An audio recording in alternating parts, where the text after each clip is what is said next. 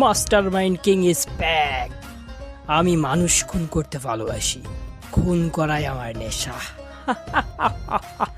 আজকে তোকে এমন ভাবে মারবো সারা দুনিয়া কেঁপে যাবে। রাত 10:15 মাথাটা উপরের দিকে করে বসে আছে আফজাল হোসেন। উপরে সবুজ কালারের সিলিং ফ্যানটা খটখট আওয়াজ করে ঘুরছে। আফজাল সাহেব ভীষণ বিরক্ত বোধ করছেন। উপর মহলে একটা ফ্যানের জন্য দরখাস্ত দিয়েছেন তিনি, কিন্তু এখনো একটা নতুন ফ্যানের ব্যবস্থা হয়নি। প্রচণ্ড রাগ লাগছে আফজাল সাহেবের, সাথে গরমের একটা চাপ। না পারছে ফ্যানটা বন্ধ করে দিতে। বসা থেকে উঠে দাঁড়ায় তিনি। ফ্যানটা বন্ধ করে দেওয়াই ভালো। এমন বিরক্তিকর আওয়াজ শোনা থেকে গরমটা বেশ ভালো। ফ্যানটা বন্ধ করতে যাবে তখনই তিনি শুনতে পান, স্যার ভিতরে আসবো? আফজাল সাহেব চমকে ওঠে। ফ্যানের আওয়াজে এতক্ষণ কানে কিছু আসছিল না। হঠাৎ কারো গলার কণ্ঠ শুনে তিনি পিছন ফিরে তাকায়। কনস্টেবল লতিফ মিয়া দাঁড়িয়ে আছে। পাশে তার 3 জনের মধ্যে বয়সী ছেলে। সবগুলো ছেলের হাতে হাতকড়া লাগানো। এত রাতে লতিফ এদেরকে কোথা থেকে ধরে নিচ্ছে?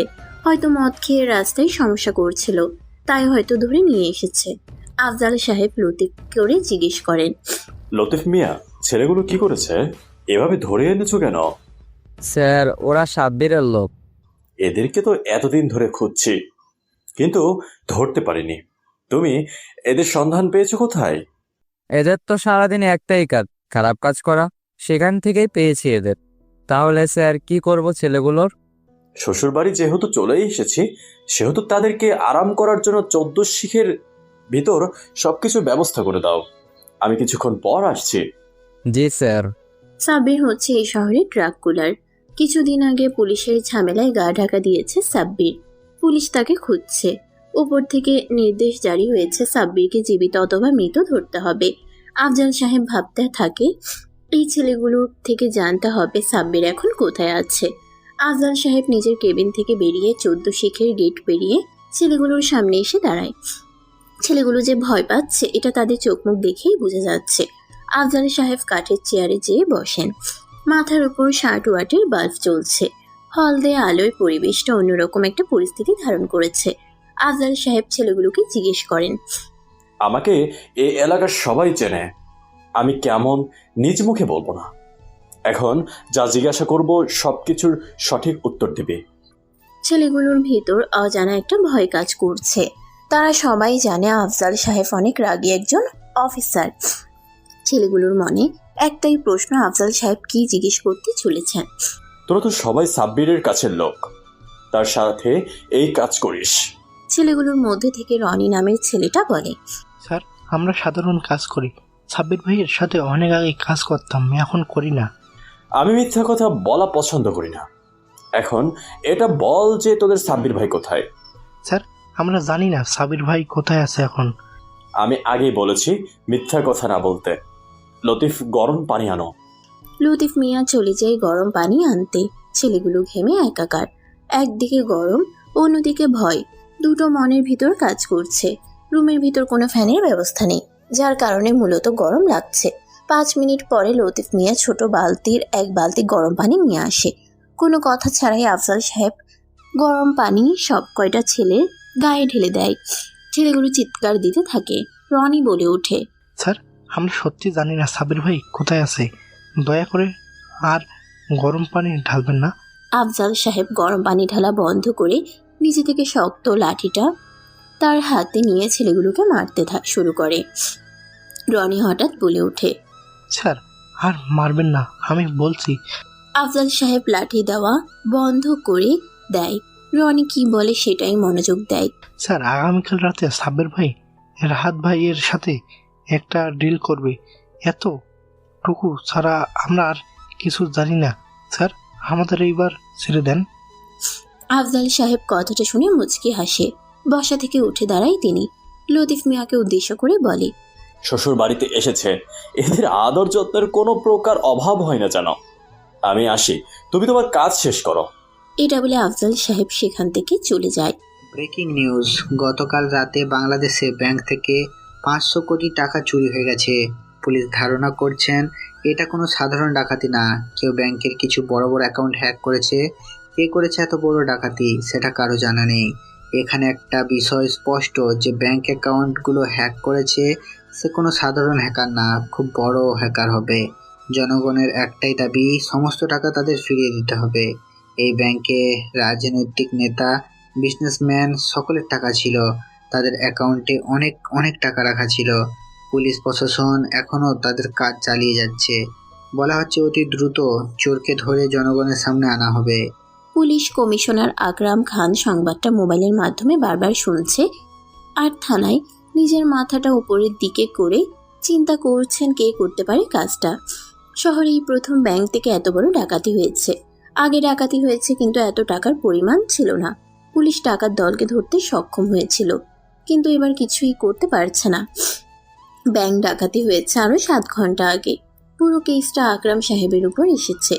তিনি তার টিমকে কাজে লাগিয়ে দিয়েছে, কিন্তু কেউ হ্যাকার পর্যন্ত যেতে পারছে না। সবাই ব্যর্থ হয়ে ফিরেছে। এখন রাত বাজে প্রায় 11টা ছুঁই ছুঁই। আকরাম সাহেব নিজের সময় নষ্ট না করে টেবিলের উপর থেকে মোবাইল ফোনটা নিয়ে কল দেয় তার প্রিয় একটা নাম্বারে। রিং হচ্ছে কিন্তু কেউ ধরছে না। তিনি আরেকবার চেষ্টা করতেই ওই পাশ থেকে ফোনটা রিসিভ হয়। আসসালামু আলাইকুম স্যার, কেমন আছেন? ওয়ালাইকুম সালাম। আমি যে ভালো নেই সেটা না বললেও তুমি জানো। তা কি মনে করে এত রাতে হঠাৎ আমাদের ফোন? সবকিছু যদি আমি বলে দিই তাহলে কিভাবে হবে?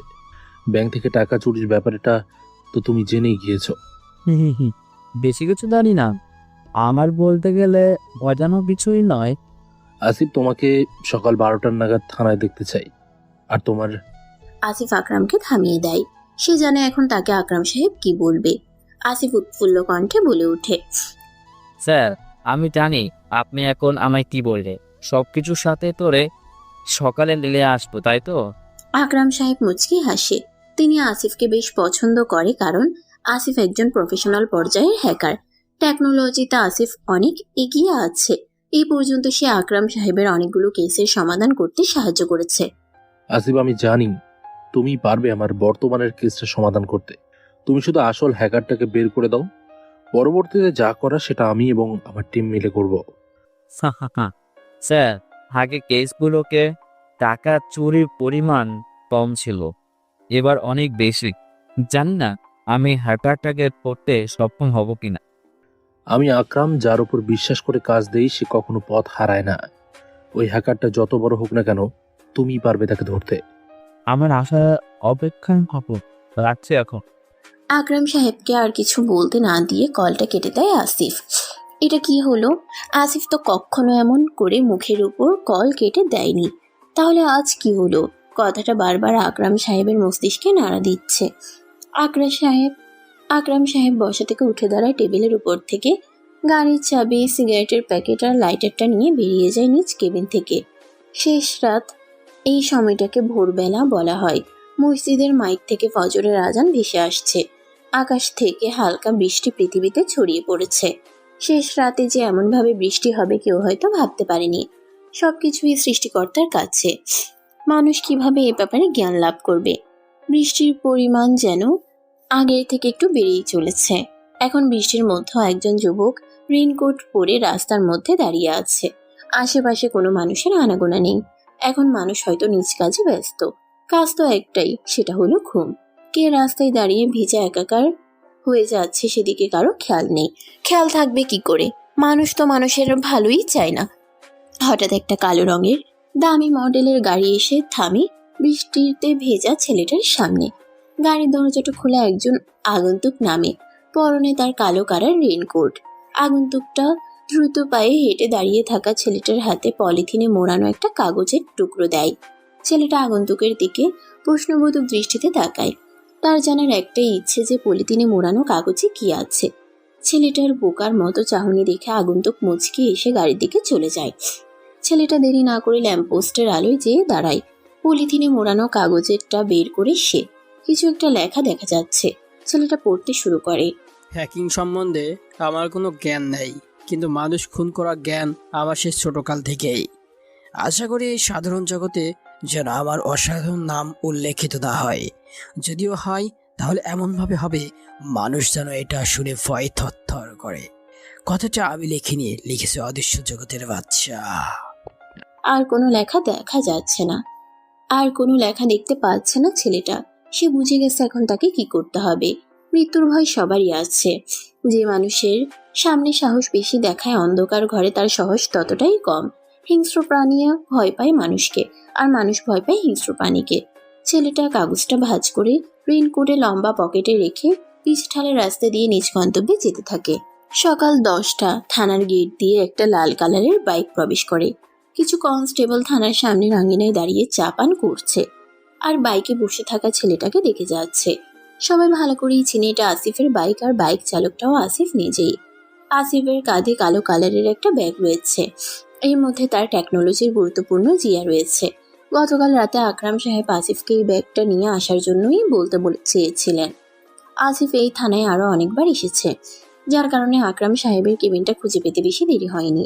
সে আকরাম সাহেবের কেবিনের বাইরে দাঁড়িয়ে আছে। ভিতরে আকরাম সাহেব গুরুত্বপূর্ণ কাজ করছে। এটা ওনার চেহারার অবস্থা দেখেই বুঝে গেছে আসিফ। সে চায় না এখন আকরাম সাহেবকে বিরক্ত করতে, তাই পিছ ফিরে চলে আসতে নিবে, তখন পিছন থেকে শুনতে পায়, অনুমতি না নিয়েও আসতে পারতে, সমস্যা ছিল না, কিন্তু এসেও না বলে চলে যাওয়াটা কেমন বেয়াদবের মতো দেখায়। কণ্ঠস্বরটা যে আকরাম সাহেবের, এটা বুঝে উঠতে বেশি সময় লাগেনি আসিফের। কিন্তু সে এটা বুঝতে পারছে না যে আকরাম সাহেব কিভাবে দেখলো আসিফ বাইরে দাঁড়িয়ে আছে। সে এত কিছু না ভেবে কেবিনের ভিতরে প্রবেশ করে। দুজনের মধ্যে নীরবতা চলছে, কেউ কিছু বলছে না। আকরাম সাহেব নিজের কাজে ব্যস্ত, আর আসিফ তা দেখতে ব্যস্ত। আসিফ নিজ থেকে কিছু বলছে না দেখে আকরাম সাহেব নিজেই বলে ওঠে, কি ব্যাপার আজিব, আজকে হঠাৎ এমন চুপচাপ কেন? কিছু হয়েছে কি? ভাবছি, কি এমন ভাবনা তোমার মাথায় এসে জমেছে? আমি যখন বাইরে দাঁড়িয়েছিলাম তখন আপনি আমায় দেখে কি করে? আসিফ, তুমি আসলেই এখনো বোকাই রয়ে গেলে। মানে? আসিফের মানের উত্তর দিতে আকরাম সাহেব ওনার নিজের ল্যাপটপটা তার দিকে ধরে।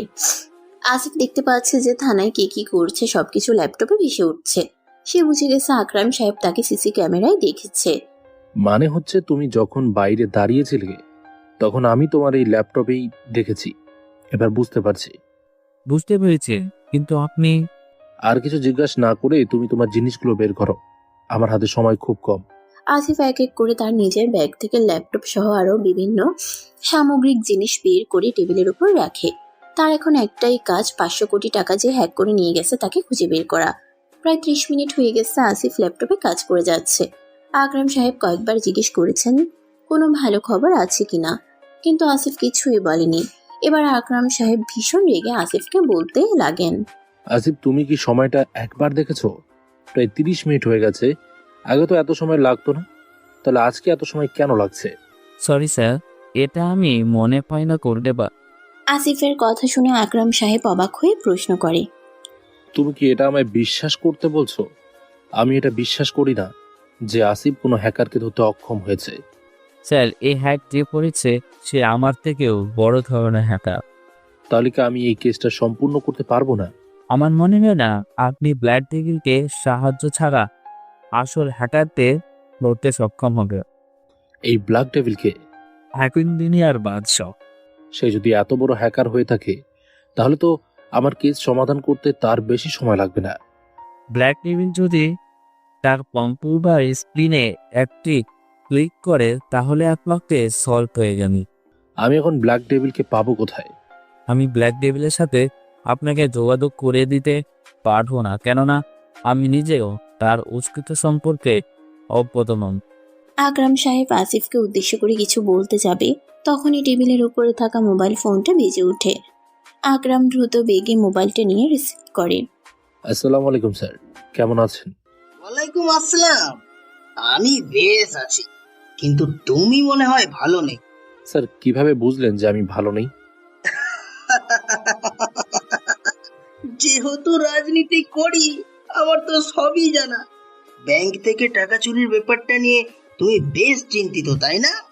তেমন কিছুই না স্যার, আমি আমার কাজ যথাযথ পালন করে যাচ্ছি।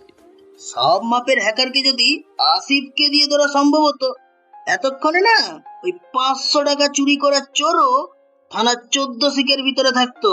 স্যার, আসিফের ব্যাপারটা বুঝিনি। যে বুঝে অবুঝের মতো করে তাকে শত চেষ্টা করেও বোঝানো সম্ভব না। আমি জানি তুমি আমার কথা বুঝে শুনে তারপরেও এমন না বুঝার ভান করছো। আকরাম সাহেব চুপ হয়ে যায়। তিনি কিছুতেই বুঝতে পারছেন না যে শফিক সাহেব কিভাবে আসিফের সম্পর্কে জানতে পেরেছেন। যাই হোক, তোমার কাজে সাহায্য করার জন্য আমি একজন দায়িত্ববান পুলিশ অফিসার তোমার থানায় নিয়োগ দিচ্ছি। আজকের মধ্যে সে ঢাকায় পৌঁছে যাবে। পরবর্তীতে তোমাকে সব জানিয়ে দেওয়া হবে। আকরামকে আর কিছু বলার সুযোগ না দিয়ে কলটা কেটে দেয় শফিক সাহেব। আকরাম মোবাইলটা টেবিলের উপর রেখে মাথাটা উপর দিক করে চেয়ারে হেলান দিয়ে বসে পড়ে। ওনার সামনে বসে থাকা আসিফ কিছুই বুঝতে পারছে না এখানে কি হচ্ছে। কে আকরাম সাহেবকে ফোন দিয়েছে, কি বা বলেছে যার কারণে হঠাৎই আকরাম সাহেবের মাথায় এক ঝাঁক চিন্তা এসে ভর করেছে। সবগুলো প্রশ্ন আসিফের মাথায় ঘুরপাক খাচ্ছে। এখন প্রশ্ন না করলে কোনো উত্তর মিলবে না। স্যার কে ফোন বলেছিল? আকরাম সাহেব আগের মতো হেলান দেওয়া অবস্থায় জবাব দেয়। স্বরাষ্ট্রমন্ত্রী মহিউদ্দিন শফিক সাহেব। তুমি কি এমন বললো তার কারণে আপনি চুপ হয়ে গেলে? আমি তো কিছু বুঝতে পারছি না। আচ্ছা আসিফ, তোমার আর আমার সম্পর্কের পরিচয় কোনো তৃতীয় ব্যক্তি কি জানে? কিভাবে জানবে? সবাই জানে আমি আপনার কাছে ভাসছি। সবাই জানে আমি আপনার কাছে আছি থানার বৈদ্যুতিক সমস্যা সমাধান করার জন্য। এছাড়া আর কেউ কিছু জানে না। তুমি এগুলো গুছিয়ে আজকে চলে যাও। প্রয়োজন হলে সময় মতো তোমাকে ডাকা হবে। আকরাম সাহেবের কথা মতো আসিফ তাই করলো। সমস্ত জিনিসপত্র ব্যাগে ভরে বসা থেকে উঠে দাঁড়ায়। আকরাম সাহেব আগের ন্যায় বসে আছে। আসিফ ওনার দিকে তাকিয়ে একটা মুচকি হাসি দিয়ে কেবিন থেকে বেরিয়ে আসে। বিকেল 5:30। আকরাম সাহেব জানালা দিয়ে ব্যস্ত শহরটা দেখতেছেন আর ভাবতেছেন সামনে কি হবে, কাকে পাঠাচ্ছেন শফিক সাহেব। সবকিছুর জন্য একটু সময়ের প্রয়োজন। তবে কি হতে চলেছে নতুন কোনো আগন্তুকের অজানা আগমন? বর্ষার পর শরতের আগমন ঘটে। বর্ষার কালো মেঘের অবসান ঘটে। আজ হালকা বৃষ্টি হচ্ছে। ব্যস্ত শহরটা বৃষ্টির কারণে থেমে নেই। যে যার মতো কাজ করে যাচ্ছে। এটাই বর্তমান পৃথিবীর অবস্থা। সব জায়গায় প্রতিযোগিতার প্রতিযোগিতা। কে কার আগে যেতে পারে এটাই প্রতিযোগিতা মাত্র। সবাই নিজেদের নিয়ে ব্যস্ত। পাশের পাশে কেউ মারা গেলেও তাকে দেখার সময় এখন কারো নেই। বর্তমান পৃথিবীতে টাকাই সব। টাকার বিনিময়ে ক্ষমতা আর সততা দুটোই কিনা যায়। কেউ কেউ তো মনে করে সৃষ্টিকর্তার পর দ্বিতীয় সৃষ্টিকর্তা হলো এই টাকা। টাকাবিহীন মানুষ পথেই ধুলুন নেই। মানুষ ছুটছে টাকার পিছনে আর টাকা ছুটছে তার পিছনে। কথাটা গোলেমেলে হলেও এটাই বাস্তব।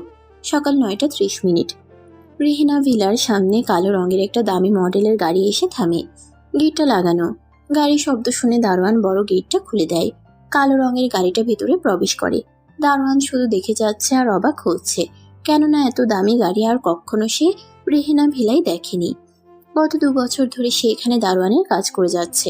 বাড়ির মালিক রফিক আজম সহ অন্য সবাই তাকে পছন্দ করে। হাবু মিয়া নামে ভূষিত করেছে।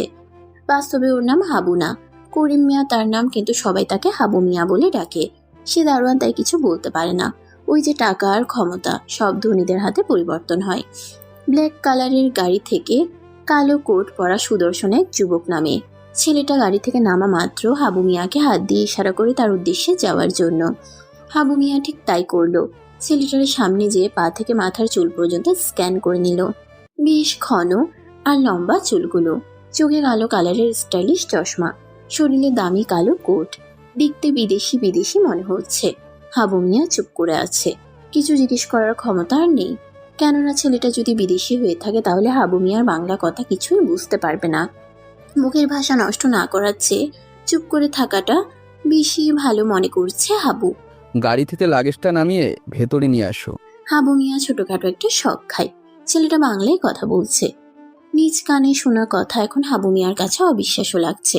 এখন এটাই বিশ্বাস করতে হবে, আর কোনো উপায় নেই। কি হলো? আমার দিকে এভাবে তাকিয়ে থাকলে হবে নাকি লাগেজটাও নামাতে হবে? ভীষণ অবাক হচ্ছি। অবাক হচ্ছ কেন? এখানে অবাক হওয়ার কি হয়েছে? আপনার কথা শুনে। আমার কথা শুনে? আমি কি এমন বললাম যে যার জন্য তুমি অবাক হয়েছো? আপনার কথা না, আপনার বলা ভাষা শুনে অবাক হয়েছি। সদ্য শুদ্ধ বাংলাতেই তো কথা বলছি। আপনাকে দেখে বোঝাই যায় না আপনি বাংলাদেশি। আমি এটা বুঝি না যে মানুষ আমাকে দেখে এটা বলে কেন। আপনি দেখতে সত্যিই বিদেশিদের মতো। আচ্ছা যাই হোক, তোমার সাথে পরে কথা হবে। এখন ভেতরে যাবা? একটা কথা জিজ্ঞাসা করি। যা জিজ্ঞেস করার আছে সেটা তাড়াতাড়ি বলো। আপনার নামটা কি জানতে পারি? আলভি আহমেদ রিশাদ। মুচকি এসে কথাটা বলে আলভি সামনের দিকে হাঁটা ধরে। হাবু মিয়া সময় নষ্ট না করে গাড়ি থেকে লাগেজটা নামিয়ে আলভির পিছনে পিছনে যেতে থাকে। রেহেনা ভিলা 3 তলা ভবন। বাসাটার মালিক রফিক আজম। উনি ওনার মায়ের নামে উৎসর্গ করে বাসাটার এমন নাম দিয়েছেন। বলতে গেলে ঢাকার মধ্যে খুবই পুরনো একটা বাড়ি এটা। দেখতে সদ্য নতুন বাড়ি মনে হবে। রফিক সাহেব একজন বড় মাপের বই লেখক। এই পর্যন্ত ওনার অনেকগুলো বই প্রকাশিত হয়েছে। এলাকায় বেশ নামডাক ওনার। রেহেনা ভিলায় এখন আলভি নামের যে ছেলেটা এসেছে সে মূলত রফিক সাহেবের কোনো আত্মীয় না।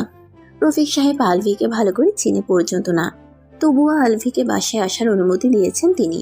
কিন্তু কি কারণে সেটাই সবার মধ্যে অজানা। আলভি বাসার কলিং বেলটা বাজায়, কিন্তু দরজা খুলে দেওয়ার কোনো নামগন্ধ নেই। সে এইবার নিয়ে 4র্থবার কলিং বেলে চাপ দেয়। এবারও একই অবস্থা। আলভি পিছনে লাগেজ হাতে দাঁড়িয়ে থাকা হাবু মিয়ার দিকে করুণ দৃষ্টিতে তাকায়। হাবু মিয়া তার হলদে দাঁতগুলো বের করে সহজ একটা হাসি দেয়। আলভির লাগছে রাগ আর হাবু মিয়ার পাচ্ছে হাসি। দুজনের কারণ ভিন্ন, কিন্তু উদ্দেশ্য একটাই। বাসায় কি কেউ নেই? বাসা তো সবাই আছে। তাহলে এইবার কলিং বেল বাজানোর পরেও দরজা খুলছেন না কেন? এই বাসায় সবাই এমনই, কোনো কিছু সময় মতো করে না। তাহলে এইবার কলিং বেল বাজানোর পরেও দরজা খুলছেন না কেন? ভিতরে মানুষগুলো না দেখেই বলে দিয়েন এমন কথা। বাসাটা দেখতে যেমন সুন্দর, আমার মনে হয় ভিতরের মানুষগুলো অত সুন্দর না। আপনার কথা আমি কিছুই বুঝি না বাপু। আলভি বিরক্ত বোধ করছে। তার কাছে এখন মনে হচ্ছে এখানে আসাটাই বড্ড বড় ভুল হয়েছে। সে সামনের দিকে তাকিয়ে কলিং বেলে চাপ দিবে, এমন সময় দরজা খোলার শব্দ হয়। এতক্ষণে কারো খেয়াল হলো যে বাইরে কেউ দাঁড়িয়ে কলিং বেল চাপছে। আলভি চোখ থেকে চশমাটা নামিয়ে হাতে রাখে। দরজার ওই পাশে মধ্যবয়সী এক নারী দাঁড়িয়ে আছে। আলভি লক্ষ্য করলো মেয়েটার উপরের ঠোঁটের কোণে আকর্ষণ করার মতো একটা কালো তিল রয়েছে। দেখতে অতটা ফর্সা না হলেও মানুষের সামনে সৌন্দর্য প্রকাশ করার মতো। আলভি মেয়েটার নিখুঁত চেহারাখানা ব্যস্ত। ওইদিকে কি হচ্ছে সেটার বিন্দুমাত্র খেয়াল তার নেই। আচমকা আলভির চোখের সামনে কারো তুড়ি বাজানোর শব্দ শুনে সে লক্ষ্যভ্রষ্ট হয়। দরজার ওই পাশের মেয়েটা তুড়ি বাজিয়েছে। আলভি বিরক্তকর চেহারা করে মেয়েটার দিকে তাকায়। আমার সৌন্দর্য দেখার মতো আমি নিজেই যথেষ্ট, আপনাকে কষ্ট করে দেখতে হবে না। মেয়েটার কথা শুনে আলভি চমকে ওঠে। মায়াবী কণ্ঠ, একবার শুনলে বারবার শুনতে মন চায়। কিন্তু আলভি এখানে যেটার জন্য এসেছে সেটা না করে এইসব ভেবে লাভ হবে না। আপনার সৌন্দর্য দেখার জন্য সৃষ্টিকর্তা আমাকে এই চোখ দেয়নি। আশেপাশে অনেক অনেক সুন্দরী মেয়েও আছে, তাদের দিকেও তাকাই না। আবার আপনার সৌন্দর্য দেখার জন্য তাকাবো? কথা তো ভালোই কাটাতে পারেন দেখছি। যা সত্যি তাই বলেছি, কথা কাটানোর কোনো প্রশ্নই আসে না। এত কথা না বলে নিজের পরিচয়টা দিন। এখানে কেন এসেছেন? ভিতরে গিয়ে বলি। অজানা কোনো ব্যক্তিকে ভিতরে যাওয়ার অনুমতি নেই। আপনি আপনার পরিচয় দিন। আমি আলভি আহমেদ রিশাদ। এতটুকুই কি আপনার পরিচয়? কেন, এটা যথেষ্ট না? শুধু নাম বললে কি পরিচয় বলা হয়ে যায়? আরও কিছু বায়োডাটা লাগবে। মেয়েটা যে এমনভাবে জিজ্ঞাসাবাদ করবে ভাবতে পারেনি আলভি। সে নিজের প্যান্টের পকেট থেকে একটা কার্ড বের করে মেয়েটার হাতে দেয়। মেয়েটা হাতে কার্ডটা নিয়ে দেখতে থাকে। কিছুক্ষণ পর আলভি হাতে কার্ডটা নিয়ে বলতে থাকে, দুঃখিত, আমি আসলে বুঝতে পারিনি যে আপনি একজন আলভি মেয়েটাকে থামিয়ে দিয়ে বলে ওঠে, আশা করছি পরিচয়টা পেয়ে গেছেন। সামনে আর কখনো আমি আপনার কাছে জিজ্ঞাসাবাদে সম্মুখীন হব না। আপনি ভিতরে যান। আর হাবু মিয়া, তুমি ওনাকে গেস্ট রুমটা দেখিয়ে দিবে। আলভি ভিতরে যাওয়ার আগে শুধু একটা মেয়েটার দিকে কঠিন দৃষ্টিতে তাকিয়েছিল, আর মেয়েটাও আলভির দিকে দুঃখ প্রকাশিত দৃষ্টিতে তাকিয়েছিল। একজোড়া চামড়ার স্যান্ডেল পায়ে চারদিকে চোখ বোলাতে বোলাতে বহু ছেলেদের মধ্যে একটা ছেলে ঢাকা ভার্সিটির ক্যাম্পাসে প্রবেশ করে। অনেকে এই ছেলেটাকে দেখে অবাক চোখে তাকিয়ে আছে। তাকাবে নাই বা কেন, তার পরনে ছিল ঢিলাঢালা সাদা কালারের পুরনো একটা শার্ট, কালো প্যান্ট, মাথার চুলগুলো বড় বড়, চোখে মোটা ফ্রেমের চশমা। এখানে কত শত ছেলে মেয়ে পড়াশোনা করে, কিন্তু তার মতো এমন সব ড্রেস আপ পরে কেউ আসে না। ছেলেটা আগে কখনো এত বড় ক্যাম্পাসে আসেনি। তার চোখ জোড়া এই প্রথমবার এত বড় এবং সুন্দর ক্যাম্পাস দেখছে। সবকিছু দেখে সে মাথা নিচু করে একটা মুচকি হাসি দেয়। জীবনের সকল আশা আকাঙ্ক্ষা এখান থেকেই পূর্ণ করতে হবে। ছেলেটা গ্রাম থেকে ছুটে এসেছে শহরের পরিবেশ সম্পর্কে তার তেমন কোনো ধারণা নেই। কিভাবে মানুষের সাথে কথা বলতে হয়, কি করলে মানুষের বন্ধুত্বমূলক আচরণ করবে। তবে সে একটা কথা ভালো করে জেনে গিয়েছে যে এই শহরে ধনীরা নিম্নবিত্ত গরিবদেরকে শোষণ করে খায়। সে সামনের দিকে এগিয়ে যায়। কিছু পথ দূরে কয়েকটা ছেলে বাইকের উপর বসে আছে। সবার ঠোঁটে একটা করে জ্বলন্ত সিগারেট জ্বলছে। দেখে বুঝাই যাচ্ছে এরা সবাই ধনী পরিবারের সন্তান। ছেলেটা মাথা নিচু করে হেঁটে যাচ্ছে। সামনে বা আশেপাশে কি হচ্ছে এটা সে জানে না। জানে শুধু একটাই, কোনো প্রকার ঝামেলা ছাড়া ক্লাসে পৌঁছাতে হবে। সে যখন ছেলেগুলোর কাছে চলে আসে তখনই তার ডান পা কিছু একটার সাথে লেগে যায়। সে নিজেকে সামলে নিতে না পেরে বালু মাখা মাটিতে পড়ে যায়। 2 হাত দিয়ে মাটিতে ভর দিয়ে সে উঠে দাঁড়ায়। শরীরের অনেক অংশে বালু লেগে আছে। মোটা ফ্রেমের চশমাটা ঠিক করে সামনে তাকিয়ে দেখে একদল ছেলে বেশ উচ্চ স্বরেই হাসছে। সে চুপচাপ হেঁটে সামনে এগুতে যাবে তখনই ছেলেগুলোর মধ্যে থেকে রাকিব নামের ছেলেটা শব্দ করে বলে, কিরে, কিছু না বলে চলে যাচ্ছিস কেন? রাকিবের কথায় বাধ্য হয়ে সাই দিয়ে ছেলেটা বলে, কি বলবো? গ্রাম থেকে শহরে নতুন এসেছিস নাকি? গতকালই শহরে প্রথম এসেছি। সেটা তো তোকে দেখেই বোঝা যাচ্ছে। তার নাম কি তোর? কেউ পছন্দ করে আরিয়া ডাকে, আবার কেউ রকি। নাম তো দেখছি খুব উঁচু, কিন্তু তুই যে নিচু সেটা কি জানিস? জানি না, তবে আজকে প্রথম আপনার কাছ থেকে জেনেছি। তুই আমাদের ক্যাম্পাসে নতুন, চল তোকে মিষ্টিমুখ করাই। ভাই, আমি মিষ্টি জাতীয় কিছু খাই না। কেন রে, ডায়াবেটিস নাকি তোর? জানি না, আমাকে এখন ক্লাসে যেতে হবে। পথ ছাড়লে ভালো হয়। আগে আমাদের ক্লাস নেওয়া শেষ হোক, তারপর না হয় অন্য ক্লাস করবি। রকি বুঝতে পারছে এখন তার সাথে কি হতে চলেছে, কিন্তু এদের আটকানোর কোনো ক্ষমতা রকির নেই, কারণ উপস্থিত সবাই ধনী, রকি একমাত্র গরিব। রকি নামের ছেলেটা তার পাশে বসা আয়ানকে উদ্দেশ্য করে বলে, আয়ান, এটাকে সিগারেট জ্বালিয়ে দে তো, আমাদের নতুন অতিথিকে একটু মিষ্টিমুখ করাই। আয়ান নামের ছেলেটা সিগারেট জ্বালিয়ে রকিবের কাছে দেয়। রকিব সিগারেটটা হাতে নিয়ে রকির দিকে তাকায়। রকি তার মুখটা বাঁকা করে নেয়, সে সিগারেট খাবে না। রকিব জোরপূর্বক ভাবে রকির মুখের সামনে সিগারেট ধরে বলতে লাগলো, এই খা খা বলছি, সিগারেটটা শেষ করতে না পারলে আজ তোকে এমন অবস্থা করব যে তুই ভাবতেও পারবি না। রকি বিনয় এবং নরম গলায় বলতে থাকে, ভাই, আমি জীবনও এসব খাইনি, আমি খেতে পারবো না। রকির কথা শুনে সবগুলো ছেলে হু হু করে হাসতে লাগলো। ছেলেগুলোর মধ্যে থেকে শ্রাবণ নামের ছেলেটা রকির মুখে সিগারেট চেপে ধরে বলল, তুই খাবি না, তোর 14 গোষ্ঠীও খাবে আজ। টান সিগারেট টান। রকির ঠোঁট সিগারেটের আগুনে লেগে কিছুটা অংশ পুড়ে যায়। রকির চোখ লাল হয়ে আসছে। সে নিজেকে কন্ট্রোল করতে পারছে না। পৃথিবীর সব শক্তি যেন এখন রকির ডান হাতে চলে এসেছে। কিন্তু ভার্সিটির প্রথম দিন সে চায় না কারোর সাথে ঝামেলা করতে, তাই সে সহজ গলায় বলে, ভাই, এটা আমার দ্বারা সম্ভব না, আমি কখনোই এসব খাইনি, আমাকে ছেড়ে দেন। অতীতে সিগারেট খাসনি তো কি হয়েছে, আজকে থেকে খাবি? ভাই, আমি সিগারেট খেতে পারবো না, অন্য কিছু করতে বলেন আমাকে। সিগারেট বাদে যা বলবো তাই করবি তুই? করতে না পারলেও চেষ্টা করবো অবশ্যই। আচ্ছা বেশ, তুই তাহলে একটা কাজ কর, ক্যাম্পাসের গেট দিয়ে এখন যেই মেয়েটা আসছে ওর সামনে যাবি, তারপর মেয়েটার ওড়না জোরে টান দিয়ে এখানে নিয়ে আসবি।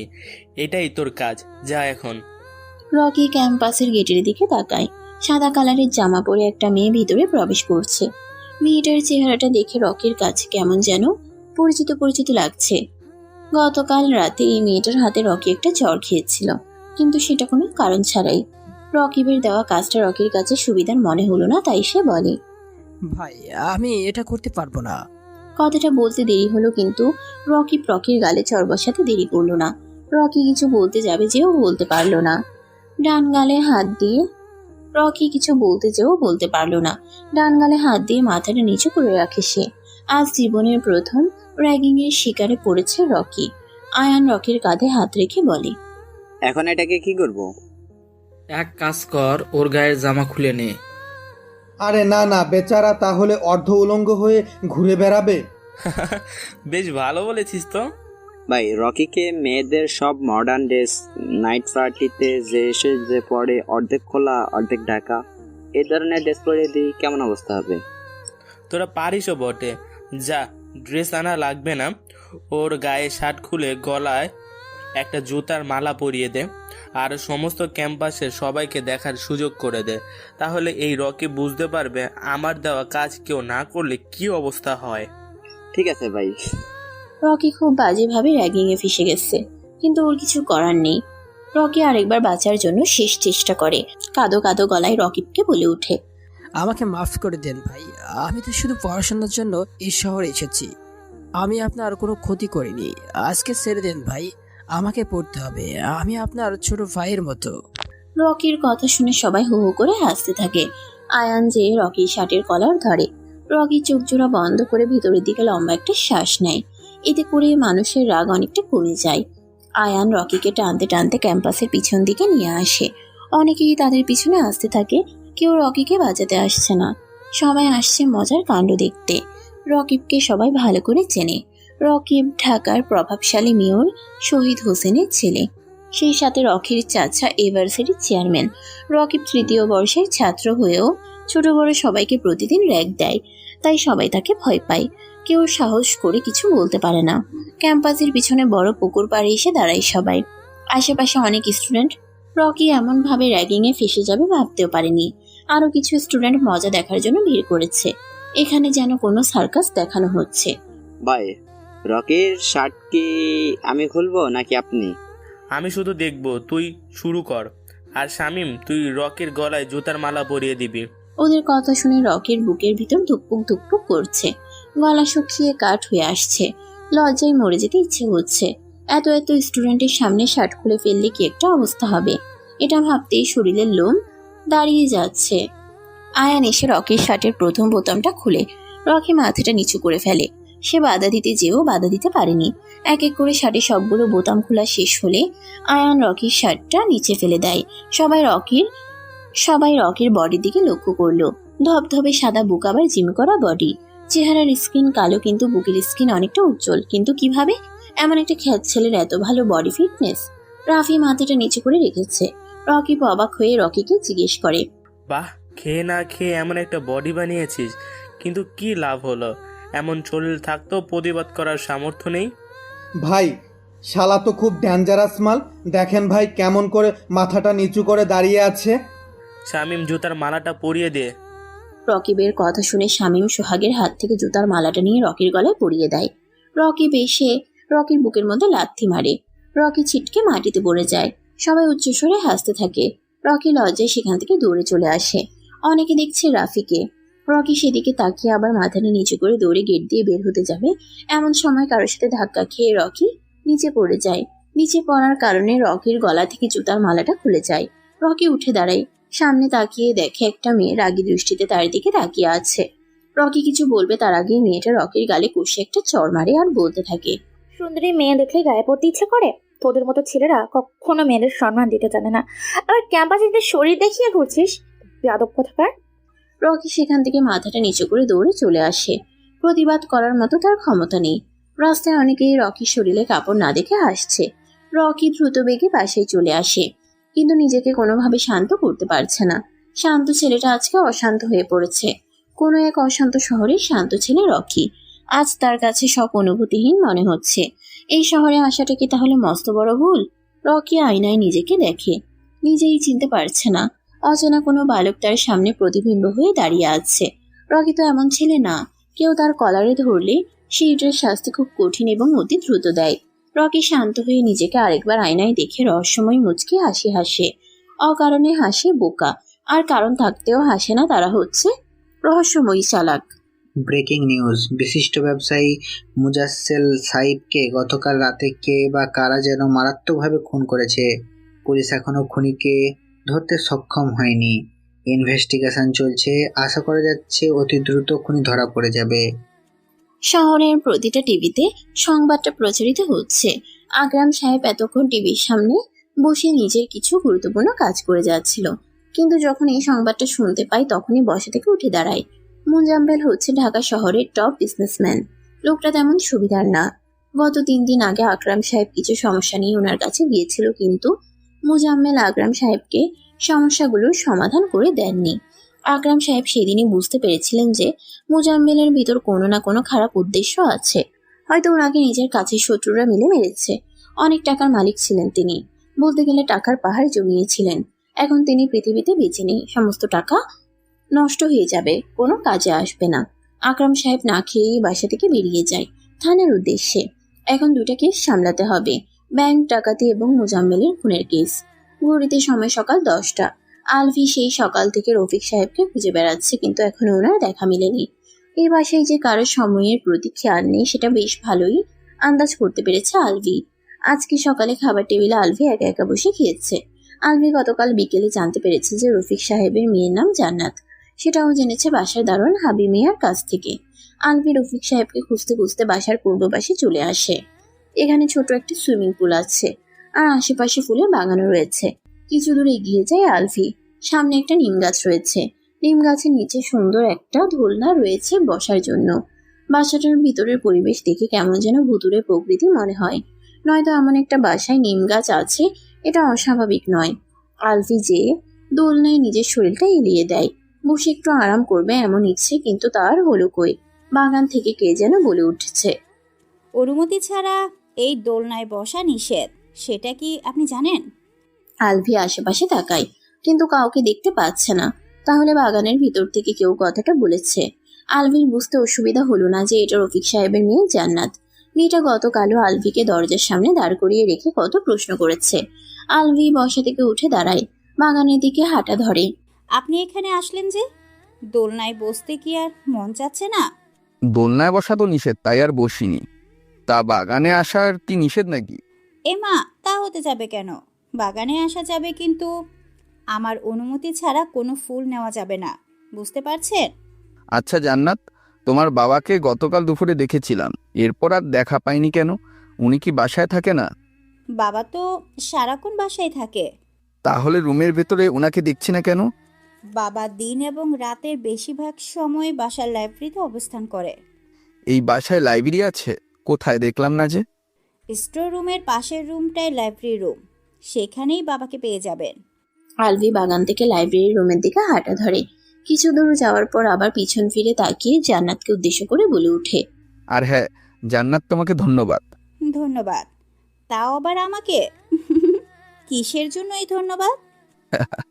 সেটা নিজে নিজেই চিন্তা করো, এমনিতেই পেয়ে যাবে। জান্নাত দাঁড়িয়ে দাঁড়িয়ে আলভির বলা কথার ব্যাখ্যা করছে। কি হতে পারে ধন্যবাদ দেওয়ার কারণ? কিছুই বুঝতে পারছে না জান্নাত। লাইব্রেরিটা অতটা পরিষ্কার পরিচ্ছন্ন নয়। আলভি আশেপাশে তাকায়, দেখে মনে হচ্ছে না এটা কোনো লাইব্রেরি, ময়লার গোডাউন মনে হয়। মাকড়সার জাল, সাথে তো কিছু টিকটিকি বাসা বেঁধেছে। এই রুমে আসার পর থেকে আলভি একটা গন্ধ উপলব্ধি করতে পারছে, কেমন যেন মানুষের রক্তের গন্ধ। কিন্তু এখানে মানুষের রক্তের গন্ধ আসবে কোথা থেকে? এখানে তো রফিক সাহেব বসে গল্প লিখেন, তাহলে রক্তের গন্ধ কিসের? আলভি রুম থেকে বের হওয়ার উদ্দেশ্যে পাটা ফেলবে, তখনই সে শুনতে পায়, মিস্টার আলভি, এটা আমার ছোট্ট শহর। এখানে এসেছেন যখন, তাহলে না হয় আমার শহরটা একটু পরিদর্শন করে যান। পিছন থেকে কথাটা শুনে আলভি চমকে যায়, পা বাইরে না ফেলে ভিতরে ফেলে। সে পিছনের দিকে তাকায়। রোগা পাতলা টাইপের একটা মধ্যবয়সী লোক প্যান্টের পকেটে হাত ঢুকিয়ে স্থির হয়ে দাঁড়িয়ে আছে। পরনে তার হলদে কালারের একটা ফতুয়া, কালো কালারের প্যান্ট, চোখে পাওয়ারের চশমা। ওনার মুখে তেমন হাসি বা রাগ দেখতে পাচ্ছে না আলভি। সে বুঝে গেছে এটাই রফিক সাহেব। ওনার গলার স্বরে গম্ভীর গম্ভীর একটা ভাব পাওয়া যায়, আর কেমন করে যেন কথা বলে। লেখকেরা হয়তো এমন স্টাইলেই কথা বলে। আলভি মাকড়সার জালগুলো হাত দিয়ে সরিয়ে রফিক সাহেবের কাছে যেয়ে দাঁড়ায়। রফিক সাহেব ভিতরের দিকে হাঁটা ধরে। পিছু নিল আলভি, কারণ এই অপরিষ্কার রুমটা তার কাছে অপরিচিত। কোথায় কি আছে এটা তার জানা নেই। আপনার মনে হয়তো একটাই প্রশ্ন ঘুরপাক খাচ্ছে যে এটা কি কোনো লাইব্রেরি নাকি ময়লার গোডাউন। সঠিক বললাম তো মিস্টার আলভি? আলভি রফিক সাহেবের পিছু যাচ্ছে আর আশপাশটা ভালো করে দেখছে। এমতো অবস্থায় রফিক সাহেব কথাটা বলে। আলভি হেঁটে যেয়ে রফিক সাহেবের সমান বরাবর হাঁটতে লাগলো। আঙ্কেল, আমি বয়সে আপনার অনেক ছোট, আমাকে আপনি না ডেকে তুমি ডাকলে খুশি হব। তুমি না বলে যদি তুই করে ডাকে তাহলে কি সমস্যা হবে? তুইটা কেমন যেন দেখায় না। আপনার বাসায় নতুন আসা মেহমান কি আপনি তুই করে বলবেন? আমার বাসায় তো তেমন কোনো মেহমান আসে না, আর আসলে আমি তাদের তুমি অথবা তুই কোনোটাই বলি না, শুধু আপনি বলি। সে যাই হোক, আপনি আমায় তুমি করেই বলবেন। যেমনটা তোমার ইচ্ছে। আলভি আর রফিক সাহেব ময়লার গোডাউন থেকে বের হয়ে নতুন একটা কক্ষে প্রবেশ করে। এখানে বইয়ের সমাহার রয়েছে, বিভিন্ন ধরনের বই। সব বইগুলো চারদিকে সুন্দরভাবে সাজানো। কক্ষের ঠিক মধ্যবর্তী স্থানে একটা কাঠের চেয়ার আর টেবিল রয়েছে। দেখতে অতি পুরনো, এখনো বেশ শক্তপোক্ত আছে। আলভি হেঁটে যেয়ে দক্ষিণ পাশের বুক শেলফের প্রান্তে দাঁড়ায়। একটা বই দেখে তার নজর কেড়েছে। সে বইটা হাতে নিয়ে পিছন ফিরে তাকায়। রফিক সাহেব ওনার ইজি চেয়ারে বসে দূর দিগন্তের সূর্যের দিকে তাকিয়ে আছে। আলভিও একটা চেয়ার টেনে বসে। আঙ্কেল, বইটা তো রায়ান রহমান রাজের লেখা, তো গল্পটা এত অদ্ভুত কেন? আলভির প্রশ্নের জবাবে রফিক সাহেব মুচকি হেসে বলেন, তুমি অদ্ভুত নাম কোথায় দেখলে? আমি তো দেখছি নামটা বেশ সহজ। কেজিএফ অফ ডায়মন্ড সিটি নামটা শুনলেই কেমন যেন লাগে। যারা যারা এই বইটা পড়েছে শুধু তারাই জানে এই গল্পে কতটা রহস্য মিশে আছে। তুমি চাইলে পড়তে পারো। আঙ্কেল, আমি আসলে গল্পের বই পড়তে অতটা স্বচ্ছন্দ বোধ করি না, আর এমনিতেই বইটা অনেক বড়, গল্পটা শেষ করতে অনেক সময় লাগবে। তাহলে তুমি বইটা হাতে নিলে যে? বইয়ের কভার পেজটা দেখে আমার চোখের দৃষ্টির আগ্রহ বেড়েছিল, তাই নিয়েছি। বই না পড়লে রেখে দাও। আঙ্কেল, আমার কাছে একটা বুদ্ধি আছে, বলবো? মাথায় যা আসে তা হয়তো কাউকে বলে দাও, নয়তো খাতায় লিখে রাখো। এবার বলে ফেলো তোর মস্তিষ্কে কি এসেছে। আমি তো গল্পের বই পড়ি না, আর আপনি তো কেজিএফ অফ ডায়মন্ড সিটি এই গল্পটা পড়েছেন, তাহলে আমাকে সংক্ষেপে কিছু বলেন। রফিক সাহেব বসা থেকে উঠে দাঁড়ায়, চোখের উপর থেকে চশমাটা টেবিলের উপর রাখে। আলভি লক্ষ্য করেছে হঠাৎ করেই রফিক সাহেবের চেহারা পরিবর্তন হয়ে এসেছে। কিন্তু কেন? তাহলে কি এই বইয়ের ভিতর এমন কিছু আছে যা তিনি বলতে চাচ্ছেন না? আলভির মনে হলো নিশ্চয়ই এই গল্পে কোনো না কোনো রহস্য আছে, কিন্তু সেটা কি? এটা জানতে হলে বইটা পড়তে হবে। আলভিও বসা থেকে উঠে দাঁড়ায়, রফিক সাহেবের দিকে তাকিয়ে একটা প্রশ্ন ছুড়ে দেয় সে। আমি বইটা নিজেই মন দিয়ে পড়ব, কিন্তু আমার জানার একটা আগ্রহ রয়ে গেছে যে আপনি গল্পটা বলতে আমায় এমন করছেন কেন? আসলে বইটা অনেক আগে পড়েছি, এখন তো কোনো টপিক মনে পড়ছে না, তাই তোমাকে বলতে পারলাম না। সে যাই হোক, আমি বইটা সম্পূর্ণ পড়ব। মুচকি হেসে কথাটা বলে আলভি বেরিয়ে যায় লাইব্রেরি থেকে। পিছনে দাঁড়িয়ে থাকা রফিক সাহেব নিজেও হাসতে থাকে। রহস্য তো রহস্য নয়, যেন কাটা তারের বেড়া। মাথার উপরে সূর্যের তাপটা অনেক বেশি। সময় 12:40। এখন তো তাপ বেশি থাকবে। আকরাম সাহেব মোজাম্মেল সাইফের কেসের ইনভেস্টিগেশনে মিরপুরে এসেছে। ওনার পাশে দাঁড়িয়ে আছেন অফিসার আফজাল হোসেন। এই কেসটা লিড দিচ্ছে আকরাম সাহেব, কিন্তু পুরো কেসটা আফজাল হোসেনই দায়িত্বে আছে। আফজাল, কি মনে হয় তোমার মোজাম্মেলকে কয়জন মিলে মেরেছে? আফজাল একটু অন্য মনস্ক ছিল, যার কারণে আকরাম সাহেবের করা প্রশ্নের জবাব দিতে দেরি হয়ে যায়।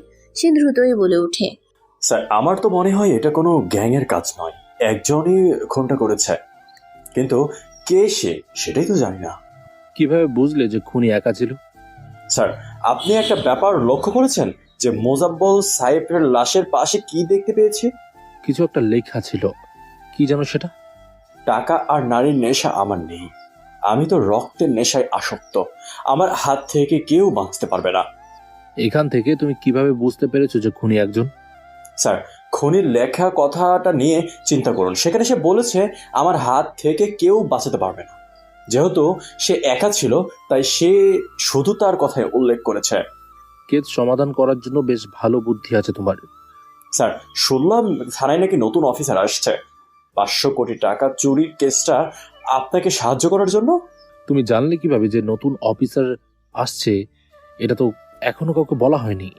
আফজাল একটু রহস্যময়ী হয়ে বলে ওঠে, আমি জেনে যাই সবকিছু, কিন্তু কিভাবে জানি সেটা আমি কাউকে বলতে পারবো না, এমনকি আপনাকেও নয়। আকরাম সাহেব কিছু বলে না। এখন জোর করলেও সত্যিটা জানা যাবে না, তাই তিনি চুপ হয়ে আছেন। স্যার, মোজাম্মেলের ময়নাতদন্তের রিপোর্টের একটা ব্যাপার কি আপনি জানেন? কোন ব্যাপারটা বলো তো? আমি এখনো জানি না। খুনি একজন মানসিক রোগী। মানসিক রোগী মানে কি বলছো? মানসিক রোগী বটে, কেননা সে মোজাম্মেলকে খুন করার পরেও থামেনি, ওনার পুরুষ অঙ্গও কেটে ফেলেছে, ছুরি দিয়ে ওনার বাম পাশের কিডনিটাও খুলে ফেলেছে। এবার আপনি চিন্তা করেন কেমন পরিমাণের সাইকো সে। একজন মানসিক রোগী কিভাবে এত সূক্ষ্মভাবে খুন করতে পারে? এক চুল পরিমাণ প্রমাণ রেখে যায়নি, আর তুমি বলছো সে মানসিক রোগী? গত 5 বছর আগে ঢাকায় এমন কিছু খুন হতো, হঠাৎ খুন করা শুরু করে, আবার হঠাৎ খুন বন্ধ করে দেয় খুনি। সেই সময় খুনি প্রায় 25 জনকে মেরেছে, কিন্তু পুলিশ খুনিকে ধরতে পারেনি। এই একই রকম খুন শুরু হয়েছে আবার শহরে। আমার ধারণা গত 5 বছর আগে যে খুনগুলো করেছে সে আবারও শহরে এসেছে। এবার হয়তো আরো বেশি খুন করবে। কথাগুলো বলে থামে আফজাল।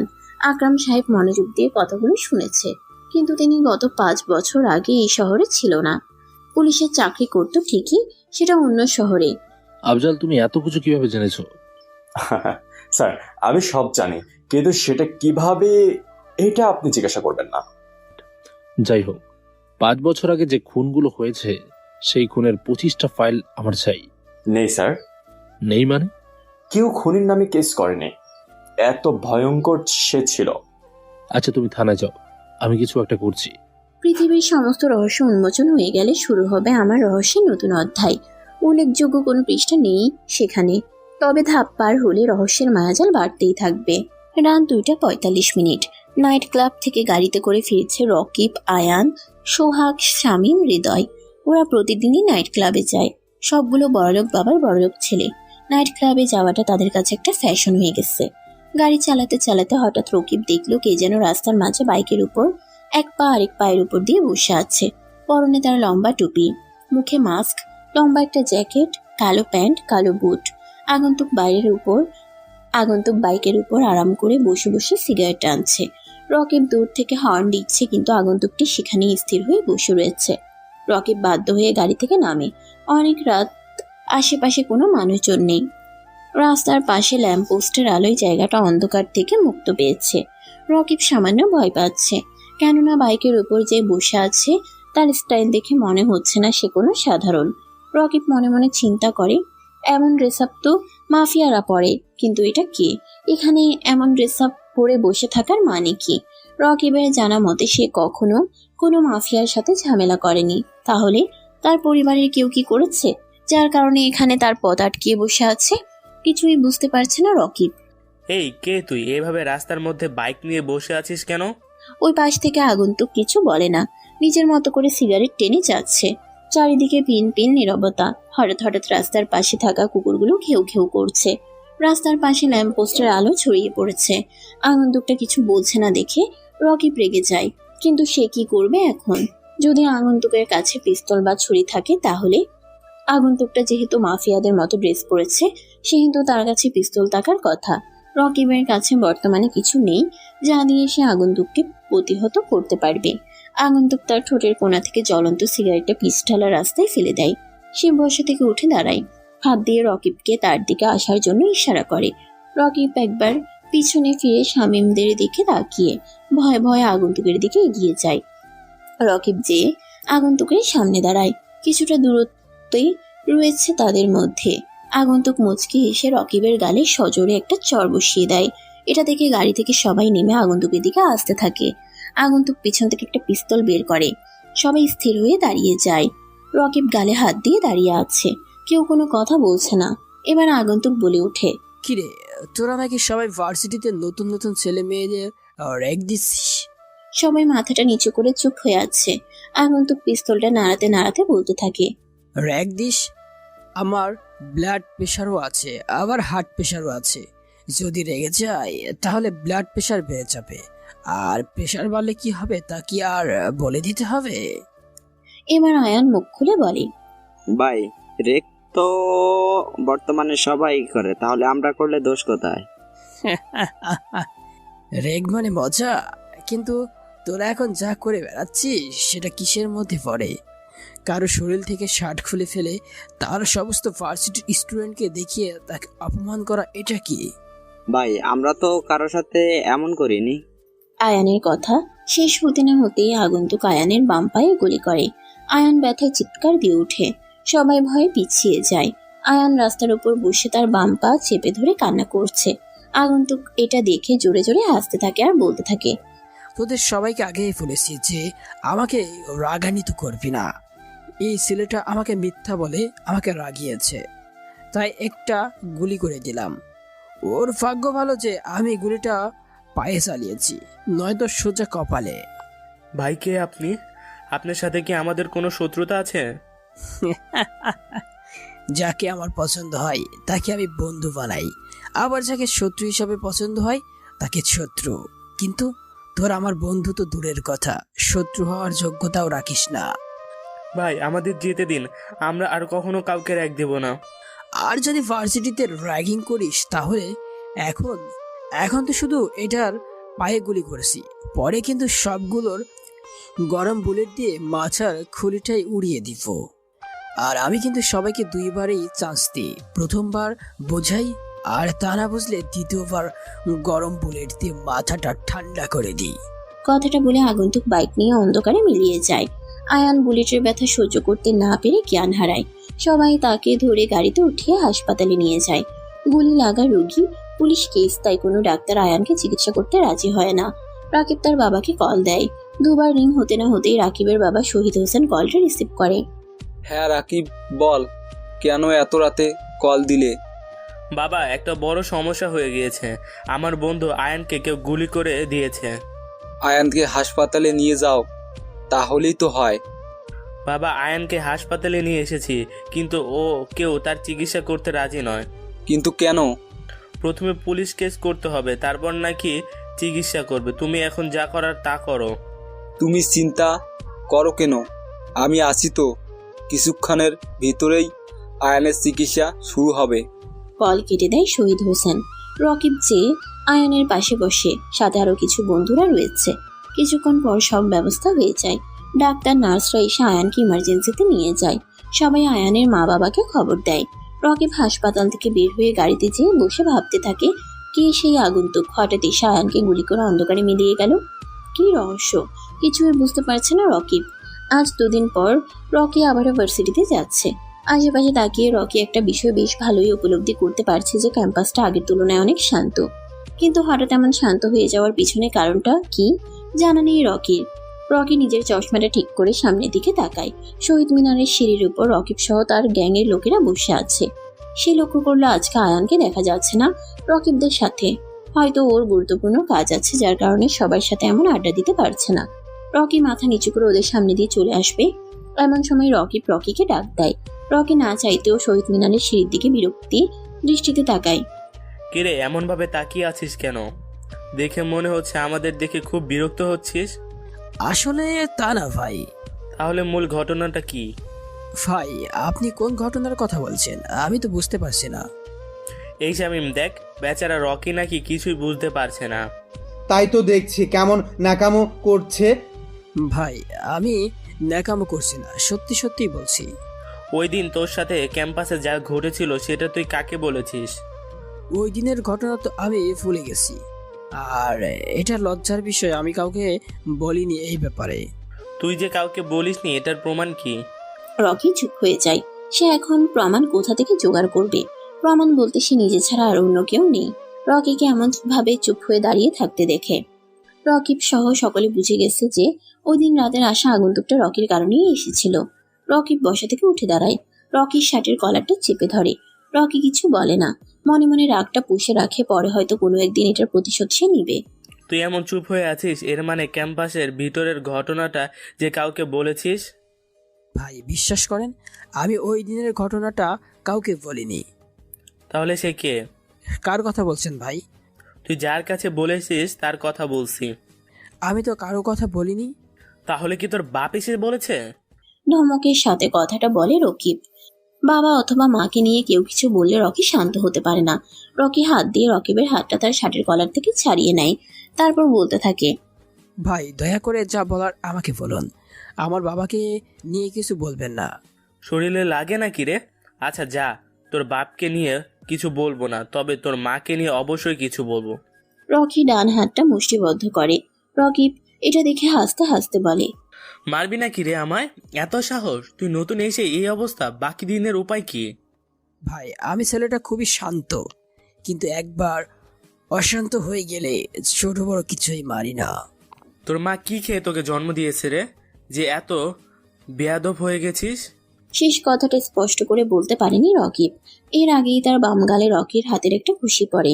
রকি নিচে পড়ে যায়। এটা দেখে সবাই এসে নিচ থেকে রকিবকে উঠায়। রকিবের ঠোঁট হালকা কেটে গেছে, যার কারণে তার ঠোঁটের কোণ দিয়ে রক্ত বের হচ্ছে। রকির হাত রক্তের কিছু অংশ মুছে নেয়। চুলগুলো ঠিক করে শ্রাবণকে উদ্দেশ্য করে বলে, শ্রাবণ, তুই যে ওই কুত্তার বাচ্চাকে ধর, আজকে আমি দেখবো সে কিভাবে আমার হাত থেকে বাঁচে। শ্রাবণ যে রকির দুহাত এমন ভাবে চেপে ধরে যাতে করে সে সত্যি করতে না পারে।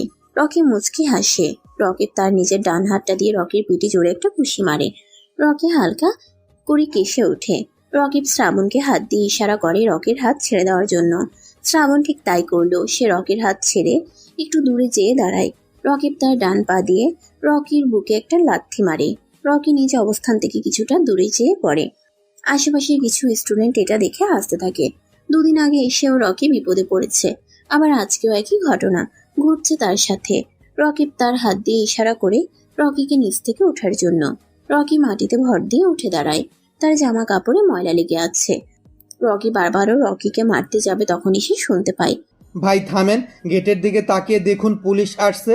শামীমের কথা শুনে রকিব থেমে যায়। সে গেটের দিকে তাকায়। একটা পুলিশ ভ্যান ক্যাম্পাসে প্রবেশ করছে। রকিব পুলিশের গাড়ি দেখে একটু অবাক হয়, কেননা অনেক প্রয়োজন ছাড়া ক্যাম্পাসে পুলিশ আসা নিষিদ্ধ। তাহলে হঠাৎ কি হয়েছে যার কারণে পুলিশ এসেছে কিছুই বুঝতে পারছে না রকিব। সে রকির দিকে তাকায়। রকি ঠোঁট বাঁকিয়ে হাসছে, যে হাসির শব্দ নেই, নিঃশব্দে। রকি ঠোঁট বাঁকিয়ে হাসছে, যে হাসিতে শব্দ নেই, নিঃশব্দ মিশে রয়েছে। রকির এমন হাসি দেখে রকিব তেড়ে যায় তাকে মারার জন্য। পিছন থেকে শামীম রকিব হাত টেনে ধরে। ভাই ক্যাম্পাসে যেহেতু পুলিশ এসেছে সেহেতু এখানে ঝামেলা না করলেই ভালো হয়। আমি পুলিশকে ভয় পাই না, আমার বাবা এই শহরের মেয়র। পুলিশ চলে যাবার পর আবার রকিকে মারবো, চিন্তা না করে চলেন বসে পড়ি। পুলিশের ভ্যান থেকে দুজন পুলিশ নামে। রকিরা যে শহীদ মিনারে বসে পড়ে। রকি একবারের জন্য পিছন ফিরে তাকায়নি। সে নিজের জায়গায় স্থির হয়ে দাঁড়িয়ে আছে। মাঠের আশেপাশে থেকে অনেক স্টুডেন্টরা তাকিয়ে আছে পুলিশ দুজনের দিকে। তারা দুজন অন্য কোথাও না যেয়ে রকির দিকে যায়। সবাই তো এখন অন্য চোখে দেখছে রকিকে। শহীদ মিনারের উপর বসে থাকা সকলের চোখ রকি আর পুলিশের দিকে। কি বলে পুলিশ রকিকে? লম্বা করে দেখতে পুলিশ অফিসারটা রকির কাঁধে হাত দেয়। রকি পিছন ফিরে তাকায়। পুলিশ অফিসারকে দেখে সে মুচকি হাসে। এর বিনিময়ে পুলিশ অফিসারটাও রকিকে একটা মুচকি হাসি উপহার দেয়। রকির কাঁধে যে অফিসারটা হাত দিয়েছে সে নেম প্লেট থেকে তার নাম দেখে নেয়, আফজাল। নামটা রকির কাছে খুব পরিচিত, কিন্তু লোকটা কি তার পরিচিত? আমি যদি ভুল না হই তাহলে তোমার নাম নিশ্চয়ই রকি ভাই। আপনার কোনো ভুল হচ্ছে, আমার নাম রকি, কোনো ভাই নয় আমি। সেটা তো আমি বেশ ভালোই আন্দাজ করতে পারছি। আফজানের পাশে দাঁড়িয়ে থাকা কনস্টেবল লতিফ মিয়া রকির দিকে বেশ কৌতূহলী দৃষ্টিতে তাকিয়ে বলে ওঠে, তোমাকে আমার খুব চেনা চেনা লাগছে, কিন্তু কোথায় দেখেছি সেটা মনে করতে পারছি না। এই শহরটা আমার তুলনায় খুবই ছোট। হয়তো দেখেছেন কোনো টং দোকানে বসে চা পান করা বিদ্যমান আমায়, নয়তো শহরে কম দামি খাবারের হোটেলে। হয়তো বা, কিন্তু তোমাকে আমি দেখেছি কোনো এক জায়গায়। আচ্ছা রকি, তুমি কি মোজাম্মেল সাইফকে চেনো? এই নামে তো আমি দুইটা মানুষকেই জানি। দুজনকে? তাহলে তো তাদের সম্পর্কে আমাকে কিছু বলতে পারবে। প্রথমজন হচ্ছে আমার বাবার বন্ধু, আর দ্বিতীয়জন হচ্ছে আমার ক্যাম্পাসের বাংলার প্রফেসর। আরে এছাড়া অন্য কাউকে চিনি না। বিজনেসম্যান মোজাম্মেল সাইফ, গতকাল যিনি মারা গিয়েছেন তাকেও না? স্যার, আমি শহরে নতুন, এই ব্যাপারে কিছু না জিজ্ঞেস করলেই ভালো হয়। মুচকি হেসে কথাটা বলে রকি তার জায়গা ত্যাগ করে। আফজাল আর লতিফ শুধু তাকিয়ে আছে রকির চলে যাওয়ার দিকে। ছেলেটার ব্যবহার কেমন যেন, দেখে তো বোঝা যাচ্ছে গরিব, কিন্তু কথায় যুক্তি আছে ভালোই। লতিফ মিয়া আস্তে করে বলে ওঠে, স্যার, ছেলেটার ব্যবহার আমার মোটেও সুবিধার লাগছে না, আপনি বললে নজর রাখবো। ছেলেটার দিকে নজর রাখা ঠিক হবে না। কেন স্যার? সেটা তোমার না জানলেও চলবে। এখন চলো প্রিন্সিপালের রুমে। আফজাল আর লতিফ মিয়া প্রিন্সিপাল স্যারের রুমের দিকে রওনা দেয়। রকিব এতক্ষণ শহীদ মিনারে বসে বসে আফজাল আর রকিবের বলা কথাগুলো শুনে যাচ্ছিল, কিন্তু সে বেশ অবাক হয় এটা দেখে যে শহরে আসা নতুন ছেলে রকি তার নাম পুলিশ অফিসার কিভাবে জেনেছে। বিষয়টা কেমন যেন রহস্যময় হয়ে যাচ্ছে। রকি কি তাহলে কোনো ছদ্মবেশী পুলিশ বা গোয়েন্দা বিভাগের অফিসার? এটা কিভাবে হবে? যদি এমনই হতো তাহলে আফজাল কেন রকিকে ভাই বলে ডেকেছে? প্রশ্নগুলোর উত্তর নেই রকিবের কাছে। সে পকেট থেকে সিগারেটের প্যাকেটটা বের করে ঠোঁটে লাগায়। এখন সিগারেটটি তার টেনশন দূর করতে পারবে। রকি ওয়াশরুমে থেকে হালকা ফ্রেশ হয়ে ক্যাম্পাসটা ঘুরে ফিরে দেখছে আর ভাবছে কনস্টেবল লতিফ মিয়ার কথা। সে রকিকে কোথায় দেখে থাকতে পারে। বিষয়টা ভাবাচ্ছে রকিকে। এই শহরে আসার পর থেকে সে ঘর থেকে অকারণে কোথাও বের হয়নি। যেখানে গিয়েছে সেখানে নিজেকে আড়াল করে গিয়েছে। তাহলে লতিফ মিয়া রকির চেহারা দেখলো কিভাবে? মনে হয় রকির মতো দেখতে অন্য কেউ হবে। এই পৃথিবীতে নাকি একই চেহারার মানুষ 7 জন হয়ে থাকে। তাহলে ঢাকা শহরে রকির মতো দেখতে আরেকজন রয়েছে। রকি ক্লাসের উদ্দেশ্যে গতিময় হয়। এই সবুজ শার্ট, চোখে চশমা, তুই এদিকে। গাছতলায় বসে বসে কিছু মেয়ে গান করছিল, আর তাদের মধ্যে একজন গিটারে সুর তুলছিল। রকি অবশ্য তার মোটা ফ্রেমে চশমার ফাঁক দিয়ে দেখেছিল মেয়েগুলোকে, কিন্তু সে সেখানে না দাঁড়িয়ে মেয়েগুলোর সামনে দিয়ে হনহনিয়ে চলে যাচ্ছিল। তখনই সে পিছন থেকে শুনতে পায় কথাটা। মেয়েলি কণ্ঠ। রকির ইচ্ছে নেই তাকানোর, তবুও সে পিছন ফিরে তাকায়। কৃষ্ণচূড়া গাছ চত্বরে 6টা মেয়ে বসে আছে। এতক্ষণ তাদের সবার ঠোঁটে গানের কলি ছিল, কিন্তু রকির তাকানোর পর সকলের গান গাওয়া বন্ধ হয়ে যায়। মেয়েগুলোর মধ্য থেকে স্নেহা নামের একটা মেয়ে রকিকে হাত দিয়ে ইশারা করে তাদের দিকে আসার জন্য। রকি নিজের দিকে তাকায়। তার পরনে ছিল ঢিলাঢালা একটা সবুজ রঙের শার্ট, কালো প্যান্ট। রকি বুঝে গেছে তাকে ছাড়া অন্য আর কাউকে ডাকেনি মেয়েটা। রকি গুটি গুটি পায়ে ওদের সামনে যেয়ে দাঁড়ায়। আপু, আমায় ডেকেছেন? তুই যেহেতু এসেছিস তাহলে তোকেই ডেকেছি। জি বলেন, তাহলে যা বলার আছে। এমন আনকমন ড্রেস আপ পরে এসেছিস কেন? আমার তো মনে হয় আমি কমন ড্রেসই পরে এসেছি। সবুজ রঙের শার্ট কি কেউ পরে? আর তোর প্যান্টে এত ময়লা লেগে আছে কেন? পরিষ্কার করতে পারিস না? আপু, দামি পোশাকের মান ভালো, তাই ওই পোশাক কম পরিষ্কার করলেও চলে। কিন্তু কম দামি পোশাক যতই পরিষ্কার করি না কেন, সেটা কখনোই দামি হবে না। আমার কাছে এর চেয়েও পরিষ্কার পোশাক নেই। রকির কথা শুনে স্নেহার পাশে বসা তিশা নামের মেয়েটা বলে ওঠে। কেন রে, তোর কাছে কি ভালো পোশাক কেনার টাকা নেই? তাহলে এক কাজ করতে পারিস, ভার্সিটির গেটের সামনে থালা নিয়ে বসে পড়বি। তোর যেই অবস্থা, সবাই এটা দেখে তোকে টাকা দিবে। সেই টাকা দিয়ে ভালো জামা কাপড় কিনবি। তিশার কথা শুনে সবগুলো মেয়ে জোরে জোরে হাসতে থাকে। রকি তার চশমাটা ঠিক করে মাথাটা নিচু করে দাঁড়িয়ে আছে। সে চাইলেই তিশা নামের মেয়েটার কথার কঠিন জবাব দিতে পারত, কিন্তু সে চুপচাপ কথাগুলো মস্তিষ্কের ভিতর বুঝে নেয়। পরে হয়তো কোনো কাজে আসতে পারে। ধনী পরিবারের মেয়েরা সাধারণত এমনই হয়। গরিব মানুষের সাথে কিভাবে ব্যবহার করে এটা তারা জানে না। মেয়েগুলো হাসি থামায়। রকি তার বাম হাতের দিকে তাকায়। ঘড়িতে সময় অনেক হয়েছে, এখন তাকে ক্লাসে যেতে হবে, নয়তো ক্লাস মিস হয়ে যাবে। রকি তার ডান পাটা সামনের দিকে ফেলবে, সাথে সাথে মীরা নামের মেয়েটা রকিকে উদ্দেশ্য করে বলতে থাকে। কোন ইয়ারে পড়িস তুই? 2য় বর্ষে। তাহলে তো তুই আমাদের জুনিয়র। আজ থেকে আমাদের আপু নয়, ম্যাডাম বলে ডাকবি, ঠিক আছে? রকি মাথা ঝাঁকায়। এটা দেখি স্নেহা বলে ওঠে। মাথা নাড়ালে হবে না, ম্যাডাম বলে ডাক দেখি কেমন শোনা যায়। রকি ঝামেলা চায় না, আবার ম্যাডাম বলেও ডাকতে চায় না। ঝামেলা না করে উপায় আছে, কিন্তু ম্যাডাম না ডেকে কোনো উপায় নেই। সমস্ত রাস্তা এখন বন্ধ। রকি আস্তে করে বলে, ম্যাডাম, আমাকে ক্লাসে যেতে হবে, আমি যাচ্ছি। কি বললি? শুনতে পেলাম না তো, জোরে বল যাতে সবাই শুনতে পায়। ম্যাডাম, ক্লাসের সময় হয়ে এসেছে, আমি এখন ক্লাসে যাব। কিন্তু আমরা তো তোকে এখন ক্লাসে যেতে দেব না। কিন্তু কেন? আজকে আমরা সবাই মিলে তোর সাথে একটা গেম খেলবো, আর গেমটা লিখতে হবে আমাদের বান্ধবী নেহা। নেহা নামটা রকির কাছে কেমন যেন পরিচিত মনে হচ্ছে। কোথায় শুনেছে, কিন্তু সে মনে করতে পারছে না। মেয়েগুলোর মধ্যে একটা মেয়ে বেরিয়ে আসে। রকি খেয়াল করলো এটা সেই মেয়ে যে গানের তালে তালে গিটার বাজাচ্ছিল। নেহা নাম মেয়েটার। নেহা তার গিটারটা স্নেহার হাতে দিয়ে রকির দিকে তাকায়। রকি কেমন দৃষ্টিতে যেন তার দিকে তাকিয়ে আছে। সে এটা দেখে বলে, কি রে, এমন করে তাকিয়ে আছিস কেন? জীবনে কখনো মেয়ে মানুষ দেখিসনি? জি, মানে আপনাকে আমি আগেও কোথাও যেন দেখেছিলাম, বেশ পরিচিত মুখ আপনার। আমাকে দেখেছিস তুই? কিন্তু কোথায়? সেটাই তো মনে করতে পারছি না। আর মনে করাও লাগবে না, এখন আমি যা বলবো তুই তাই করবি, বুঝতে পারছিস? আমি কেন আপনার কথা শুনবো? নেহা স্নেহার হাত থেকে গিটারটা হাতে নিয়ে রকিকে উদ্দেশ্য করে বলে, এই সমগ্র ক্যাম্পাসে আমার কথা শুনবে না এমন কোনো স্টুডেন্ট নেই, কারণ সবাই জানে আমি কতটা ভালো। তুই কতক্ষণ আগে আমার হাতে যে গিটারটা দেখছিস, এটা গিয়ে আমি অনেক ছেলে পিটিয়েছি। যে আমার কথা না শুনে এটা দিয়ে আমি তাকেই পেটাই। নেহার কথা শুনে রকি একটা ঢুক গিলে। তার গলাটা কেমন যেন শুকিয়ে গেছে। এখন নেহার কথা না শুনলে সবার সামনে মার খেতে হবে, আর একটা মেয়ের হাতে মার খেলে কতটা লজ্জা হবে এটা ভাবতেই রকির শরীরের লোম দাঁড়িয়ে যাচ্ছে। আপু, আমি রাজি, আপনি যা বলবেন আমি তাই করব। তোকে না মানা করেছি আমাদের আপু ডাকতে? ম্যাডাম বলে ডাক আমায়। দুঃখিত ম্যাডাম, আমার ভুল হয়েছে। এবার আপনি বলেন আমায় কি করতে হবে? তুই যেহেতু নতুন, তাই তোকে বেশি কঠিন কোনো কাজ দিব না। তুই এক কাজ কর, সামনের ক্যান্টিনে বসে যে মেয়েটা কফি খাচ্ছে তাকে প্রপোজ করে আয়। রকি ক্যান্টিনের দিকে তাকায়। বেশ কয়েকটা মেয়ে ক্যান্টিনে বসে কফি খাচ্ছে। রকি বুঝতে পারছে না যে নেহা কোন মেয়েকে প্রপোজ করার জন্য তাকে বলছে। সে সামনে ফিরে নেহার দিকে তাকায়। নেহা সহ সকলেই মুচকি হাসছে, কিন্তু কেন? ম্যাডাম, ক্যান্টিনে বসে তো বেশ কিছু মেয়ে কফি খাচ্ছে, কিন্তু আপনি কোন মেয়েটার কথা বলছেন?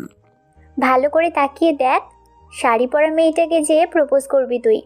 রকি তো অবাক শাড়ি পরা মেয়েটাকে দেখে, কেননা নেহা যে মেয়েটার কথা বলছে সেটা আর কেউ না, বরং দ্বিতীয় বর্ষের ইকোনমিক্স ক্লাস নেয় অপর্ণা ম্যাডাম নিজেই। রকি কখনো ম্যাডামকে প্রপোজ করতে পারবে না, এটা কখনো সম্ভব হবে না তার জন্য। সে বলে ওঠে, আমি অপর্ণা ম্যাডামকে প্রপোজ করতে পারবো না। আমার কথা অমান্য করার ফল কিন্তু খুবই ভয়ানক। ম্যাডাম, আপনি আমায় অন্য কিছু করতে বলেন, সেটা আমি করব, কিন্তু প্রপোজ করতে পারবো না। হুম, তুই লাস্টবার সুযোগ পাবি, এরপর আর না করতে পারবি না। বুঝে শুনে ডিসিশন নিস। আমার ডিসিশন নেওয়া হয়ে গেছে, আপনি বলেন আমায় কি করতে হবে? তোর পরনের প্যান্ট খোল। রকি সহ বাকি মেয়েদের মুখটা কেমন যেন হা হয়ে আছে। তারা কেউই ভাবতে পারেনি নেহা রকি নামের ছেলেটাকে এমন কিছু বলবে। সবাই আমার দিকে এমন করে তাকিয়ে আছিস কেন? আর তুই রকি না কি যেন নাম তোর? সে যাই হোক, তুই প্যান্ট না খুলে এমনভাবে দাঁড়িয়ে আছিস কেন?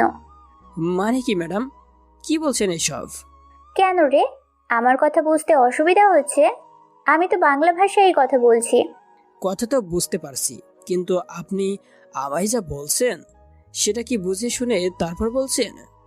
আমাকে দেখে কি মনে হয় আমি উল্টাপাল্টা কথা বলি? এখন যেটা বলছি তুই সেটাই করবি, নয়তো। এটা আমার সম্মানের ব্যাপার, এমন কাজ আমি কিভাবে করব? তুই তো বলেছিলি আমি যাই বলি না কেন তুই সেটাই করবি। এখন পাল্টি খাচ্ছিস কেন? আমি পারবো না প্যান্ট খুলতে।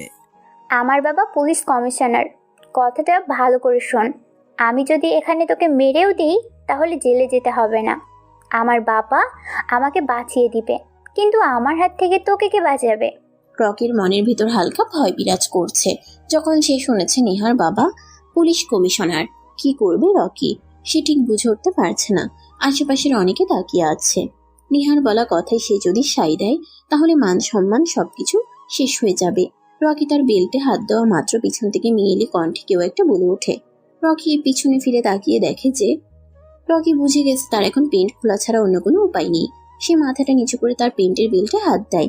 সামনে দাঁড়িয়ে থাকা মেয়েগুলো দাঁত চেপে হাসছে। আশেপাশের স্টুডেন্টগুলো এগিয়ে আসছে। তারা দূর থেকে বুঝতে পারছে না যে নেহা আর তার টিম মিলে রকির সাথে কি করতে যাচ্ছে। রকি বেল্টের প্রথম অংশ খুলে ফেলার সাথে সাথে সে পিছন থেকে শুনতে পায়, আজকে আবার কোন মুরগি পেলি? আমাকে ছাড়াই শুরু করে দিয়েছিস, এটা কিন্তু ঠিক না। পিছন থেকে মেয়েলি কণ্ঠে কেউ একটা কথা বলে ওঠে। রকি পিছন ফিরে তাকিয়ে দেখে যে মেয়েটা আর কেউ না, সেদিনের মেয়েটা যে রকির গালে বিনা দোষে কষে চড় মেরেছিল। মেয়েটা হেঁটে এসে নেহার পাশে দাঁড়ায়। রকি মাথাটা নিচু করে দাঁড়িয়ে আছে। এটা দেখে নেহা রেগে বলে, তুই এখনো বেল্টে হাত দিয়ে দাঁড়িয়ে আছিস? মার খাওয়ার খুব শখ হয়েছে নাকি তোর? রকি বোকার মতো মাথাটা উঁচু করে নেহাদের দিকে তাকায়। রকির চেহারা দেখা মাত্র পরে আসা মেয়েটা বলে ওঠে, আরে এটা তো সেই ছেলেটা সেদিন ক্যাম্পাসে নিজের শরীর দেখিয়ে ঘুরছিল। শ্রাবণী, তুই একে চিনিস নাকি? আগে কখনো দেখেছিস? দেখেছি, কিন্তু চিনি না। তোরা এটাকে আজকে মুরগি বানিয়েছিস? যাক, ভালোই হলো, আজকের ক্লাস নিতে হবে। সে আমার কথা শুনেনি, তাই ভাবছি ওর প্যান্ট খুলে সমস্ত ক্যাম্পাসে ঘোরাবো। তাহলে সে এখন মূর্তির মতো দাঁড়িয়ে আছে কেন? এই যে, তুই এমন করে দাঁড়িয়ে আছিস কেন? তুই নিজেই নিজের কাজটা করবি নাকি মেয়েদের হাত দিয়ে তোর প্যান্ট খোলাবো? কোনটা করব? জবাব দে। আমি পারবো না প্যান্ট খুলতে। তাহলে দেরি না করে শুরু কর, আমরা আর অপেক্ষা করতে পারছি না যে। রকি মাথাটা নিচু করে পেন্ট থেকে বেলটা খুলে ফেলে। আস্তে আস্তে করে পেন্ট সে যত নিচে নামাচ্ছে তার মনের ভিতর রাগ আর প্রতিহিংসা ততটা বেড়ে যাচ্ছে। রকি তার সম্পূর্ণ পেন্ট খুলে হাতে নিয়ে দাঁড়ায়। নিচে অবশ্য তার শর্ট প্যান্ট পরা ছিল, তবুও লজ্জায় রকি কি করবে বুঝতে পারছে না। আশেপাশের সকল স্টুডেন্ট রকির কাণ্ড দেখে হাসছে। হঠাৎই স্নেহা বলে ওঠে, ছেলেটাকে কিন্তু এখন জনি সিন্সের মতো লাগছে। যা বলছিস স্নেহা তুই। আমার তো মনে হচ্ছে এর শার্ট খুলে ফেললেও মিয়া খালিফার জামাইয়ের মতোই লাগবে, আর বিনোদনও পাওয়া যাবে। তাহলে আর দেরি কেন, ছেলেটাকে বল এবার শার্টটাও খুলে ফেলতে। আর না, এমনিতে ছেলেটার যে অবস্থা হয়েছে, শার্ট আর প্যান্ট ছাড়া তো রাস্তায় বের হলে জনগণ একে জুতা পিটা করবে। সবাই হাসছে আর রকি মন খারাপ করে দাঁড়িয়ে আছে। এবার স্নেহা রকিকে উদ্দেশ্য করে বলে, এই তুই কালকে থেকে ক্যাম্পাস আসলে চুলগুলো একদম শূন্য করে আসবি। আমি আমার চুল এত ছোট করব কেন? আরে বোকা ছেলে, তুই টাকলা হলে তোকে একেবারে জনি সিংসের মতো লাগবে। এই জনি সিংস আবার কে? রকির এমন কথা শুনে তিশা একটু হেসে বলতে থাকে, জনি সেন্স নাটকে অভিনয় করে, কখনো ডাক্তার, কখনো টিচার, কখনো পাইলট, কখনো আবার ইঞ্জিনিয়ার। বুঝতে পেরেছিস? তার মানে উনি অনেক বড় মাপের একজন নায়ক। অনেক অনেক বড় মাপের, আর আমাদের সকলের পছন্দের নায়ক বটে। আমি আমার মতো আছি, এটাই যথেষ্ট। এত বড় নায়কের মতো হওয়া লাগবে না আমার। সেটা তোর ইচ্ছে। এই ছেলে, তুই এখন যাই এখান থেকে। নে রে শ্রাবণী, মাত্রই তো এগে ধরেছি। বেচারা, এতটুকু শক্তিও নিয়ে যথেষ্ট। এখন আমাদের সারা জীবন মনে রাখবে যে ক্যাম্পাসে মেয়েরা কতটা ভয়ঙ্কর। শ্রাবণী রকিকে হাত দিয়ে ইশারা করে এখান থেকে চলে যাওয়ার জন্য। রকি তার পেন্ট সকলের সামনে পড়তে নিলেই নেহা একটু জোরে বলে ওঠে, সাহস তো কম না তোর, এখনই প্যান্ট পরছিস? ম্যাডাম, তাহলে কোথায় যে প্যান্ট পরবো? তুই বাসায় যেয়ে প্যান্ট পরবি, এর আগে না। সমস্ত রাস্তার লোকেরা তোকে দেখে মজা নিবে, এটাই আমি চাই। রকি পেন্টটা কাঁধে ঝুলিয়ে পিছনের দিকে হাঁটা ধরে। শহীদ মিনারের উপর এখনো বসে আছে রকিব সহ তার দলবল। রকিকে এই অবস্থায় দেখে সবাই হাসাহাসি করছে। রকি তাদের প্রতিবাদ না করে মাথাটা নিচু করে চলে আসে। রকি শহীদ মিনারের উপর বসে বসে চিন্তা করছে রকিকে কি তার পরিচয়। তার কাছে এখন ক্যাম্পাসে আসা নতুন ছেলে রকিকে খুব রহস্যময় লাগছে। রকিব মনে মনে বলতে থাকে, ক্যাম্পাসে আজ হঠাৎ পুলিশ এসেছে কেন? এসেছে রকির কাছে চলে গেছে। আবার অফিসারটা রকিকে রকি ভাই বলে সম্বোধন করেছে। তাহলে কি রকি কোনো গ্যাং লিডার? কিন্তু পুলিশ অফিসার রকিকে ধরেনি কেন? হিসাব মেলাতে পারছে না রকি। তার কাছে এখন রকি নামের ছেলেটাকে সত্যি অচেনা মনে হচ্ছে। রাত প্রায় 11:40। সাব্বির ভাই আর রাহাত ভাই দুজনের সামনাসামনি বসে আছে। আশেপাশের এলাকাটা শহর থেকে দূরে কোলাহল মুক্ত জায়গা। চারদিকে জোনাকি পোকার ডাক, দূর থেকে ভেসে আসে হিংস্র শেয়াল কুকুরের ডাক। নীরব পরিবেশটাকে আরো মনোরম করে ফেলেছে। এর মধ্যেই সাব্বির বলে ওঠে, রাহাত, এই ডিলটা আমার জন্য অনেক গুরুত্বপূর্ণ। 4 কোটি টাকার খেলা এখানে, তাই আমি এটা মিস করতে চাই না। রাহাত মুচকি হাসি সাব্বিরের কথা শুনে। সে জানে সাব্বির টাকার ব্যাপারে খুব সিরিয়াস। যখনই কোনো বড় ডিল হয় তখনই 15% শেয়ার তার নামে হাতে। রাহাত তার আঙ্গুলের ফাঁকের জ্বলন্ত সিগারেটে জোরে একটা টান দিয়ে বলতে থাকে, সাব্বির, তোর কাছে টাকা হচ্ছে সবচেয়ে বড় নেশা, ঠিক তেমনই আমার কাছে মেয়ে মানুষ হচ্ছে বড় নেশা। এখন এই ডিলটা যেমন তোর গুরুত্বপূর্ণ, ঠিক তেমনই আমারও গুরুত্বপূর্ণ। কিন্তু কি রাহাত? কিন্তু সালমান ভাই চায় না তুই কোনো ঝামেলা করিস এই ডিলটা নিয়ে, তবেই তুই ডিলটা পাবি। আর এই কাজে তুই টাকা পাবি 14%। রাজি থাকলে হাতের কাজটা শেষ করব। বললাম তো কোনো প্রকার ঝামেলা করব না, আর 14% আমি রাজি আছি। সাব্বির তার একটা লোককে হাত দিয়ে ইশারা করে। সাব্বিরের লোক রাহাতের একটা লোকের হাতে ব্যাগ আদান প্রদান করে। এক ব্যাগে রয়েছে টাকা আর অন্য ব্যাগে রয়েছে ইয়াবা। এ ধরনের কাজ সাধারণত রাতেই হয়, কারণ দিনের সময় পুলিশের ভয় থাকে। রাতের সময় যে পুলিশের ভয় নেই তা না, তবে রাতের সময় সিকিউরিটিটা কম থাকে, যার কারণে এই সকল কাজ রাতে বেশি হয়। সাব্বির বসা থেকে উঠে দাঁড়ায়। রাহাত আরেকটা সিগারেট জ্বালিয়ে বসা থেকে উঠবে, তখনই একটা বাইক এসে থামে তাদের সামনে। বাইকের উপর স্থির হয়ে বসে আছে লোকটি। পরনে তার লম্বা কালো কালারের টুপি, কালো প্যান্ট, কালো বুট। লম্বা টুপির জন্য চেহারাটা বোঝা যাচ্ছে না, তবে বাইক নিয়ে আসা আগন্তুকটা যে তার ঠোঁটের কোণে সিগারেট জ্বালিয়ে রেখেছে এটা সকলে বুঝতে পারছে। আগন্তুক কাউকে কিছু না বলে শুধু সিগারেট টানছে। এটা দেখে সাব্বির রেগে বলতে থাকে, এই কে তুই? এখানে কি জন্য এসেছিস? আগন্তুক কিছু না বলে সিগারেটের টান দিয়ে ধোঁয়াগুলো উপরের দিকে ছেড়ে হো হো করে হাসতে থাকে। আগন্তুক কিছু না বলে সিগারেটের টান দিয়ে ধোঁয়াগুলো উপরের দিকে ছেড়ে হো হো হো হো করে হাসতে থাকে। আগন্তুকের হাসি দেখে রাহাতেরও রাগ উঠে যায়। সে কাউকে কিছু না বলে তার পিছন থেকে গান বের করে ট্রিগারে চাপ দিবে। এমন সময় আগন্তুক সিগারেটটা মাটিতে ফেলে পা দিয়ে পিষে বলতে থাকে, আহ, এত তাড়াহুড়া কিসের? আয় শান্তি হয়ে বসে না হয় শান্তিতে কথা বলি। এত উত্তেজিত হলে তো হবে না। শান্তিতে কথা, তাও আবার তোর সাথে। আমাদের অনেক কাজ আছে, এখানে সময় নেই কথা বলার। তুই এখানে কিভাবে আসলি? আগন্তুক আবারও হো করে এসে বলতে থাকে। কি ভয়ঙ্কর তার হাসি! সাধারণ জনগণ শুনলে অবশ্যই তারা ভয় পাবে, যেখানে সাব্বির আর রাহাতের মতো মাস্তান সামান্য ভয় পেয়ে গেছে। আমার সাথে কথা না বললে তো তোদের ডিলটা সম্পূর্ণ হবে না। কি চাই তোর? এই তো ভালো প্রশ্ন। তোদের এই ডিল থেকে 50% শেয়ার আমার চাই। আগন্তুকের এমন কথা শুনে সাব্বির আর রাহাত হাসতে হাসতে থাকে। সাব্বির তার পিস্তলটা বের করে টেবিলের উপর নাড়াতে নাড়াতে বলে, খুব হাসি পাচ্ছে তোর, তাই না? মৃত্যুর আগে হেসে নে যত পারিস। যদি 1 পয়েন্ট শেয়ারও না দেই তাহলে কি করবি? এই রাহাত, কথা বলে সময় নষ্ট করিস কেন?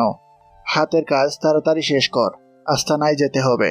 হাতের কাজ পরেও করতে পারবি, এখন একটু পিছনের দিক তাকিয়ে দেখ।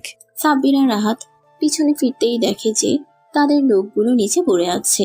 কারো কপালে কারো বুকে গরম বুলেটের আস্তরণ পড়ে আছে।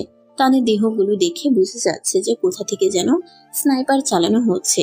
পরিবেশটা থমথম পিনপিন নীরবতা। চাঁদের আলোয় জায়গাটা অনেকটুকু পরিষ্কার বোঝা যাচ্ছে।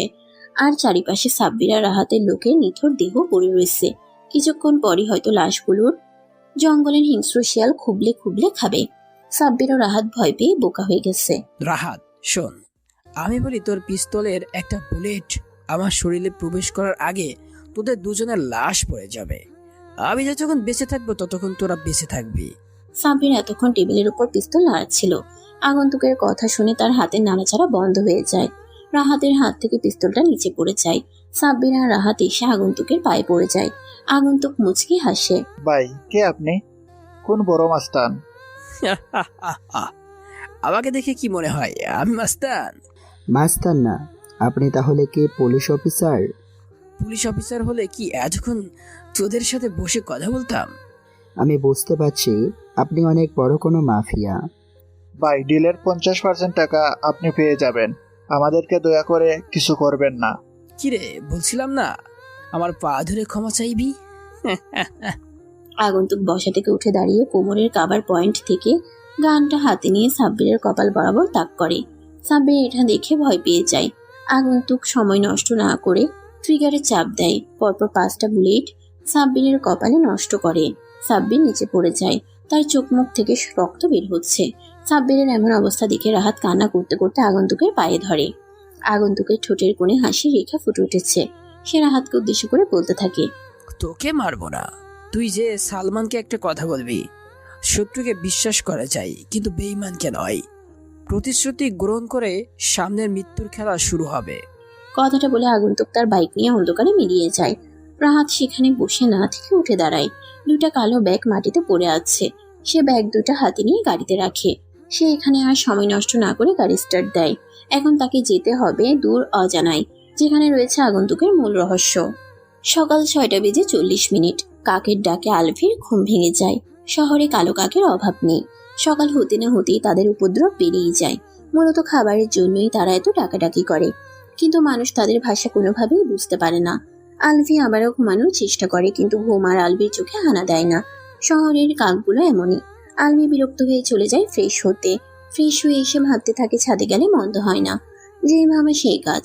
ছাদে এসে আলভির মনটা ভালো হয়ে যায়, কারণ চারিদিক থেকে শীতল হাওয়া হালকা হালকা করে সূর্য তার আলো ছড়াচ্ছে।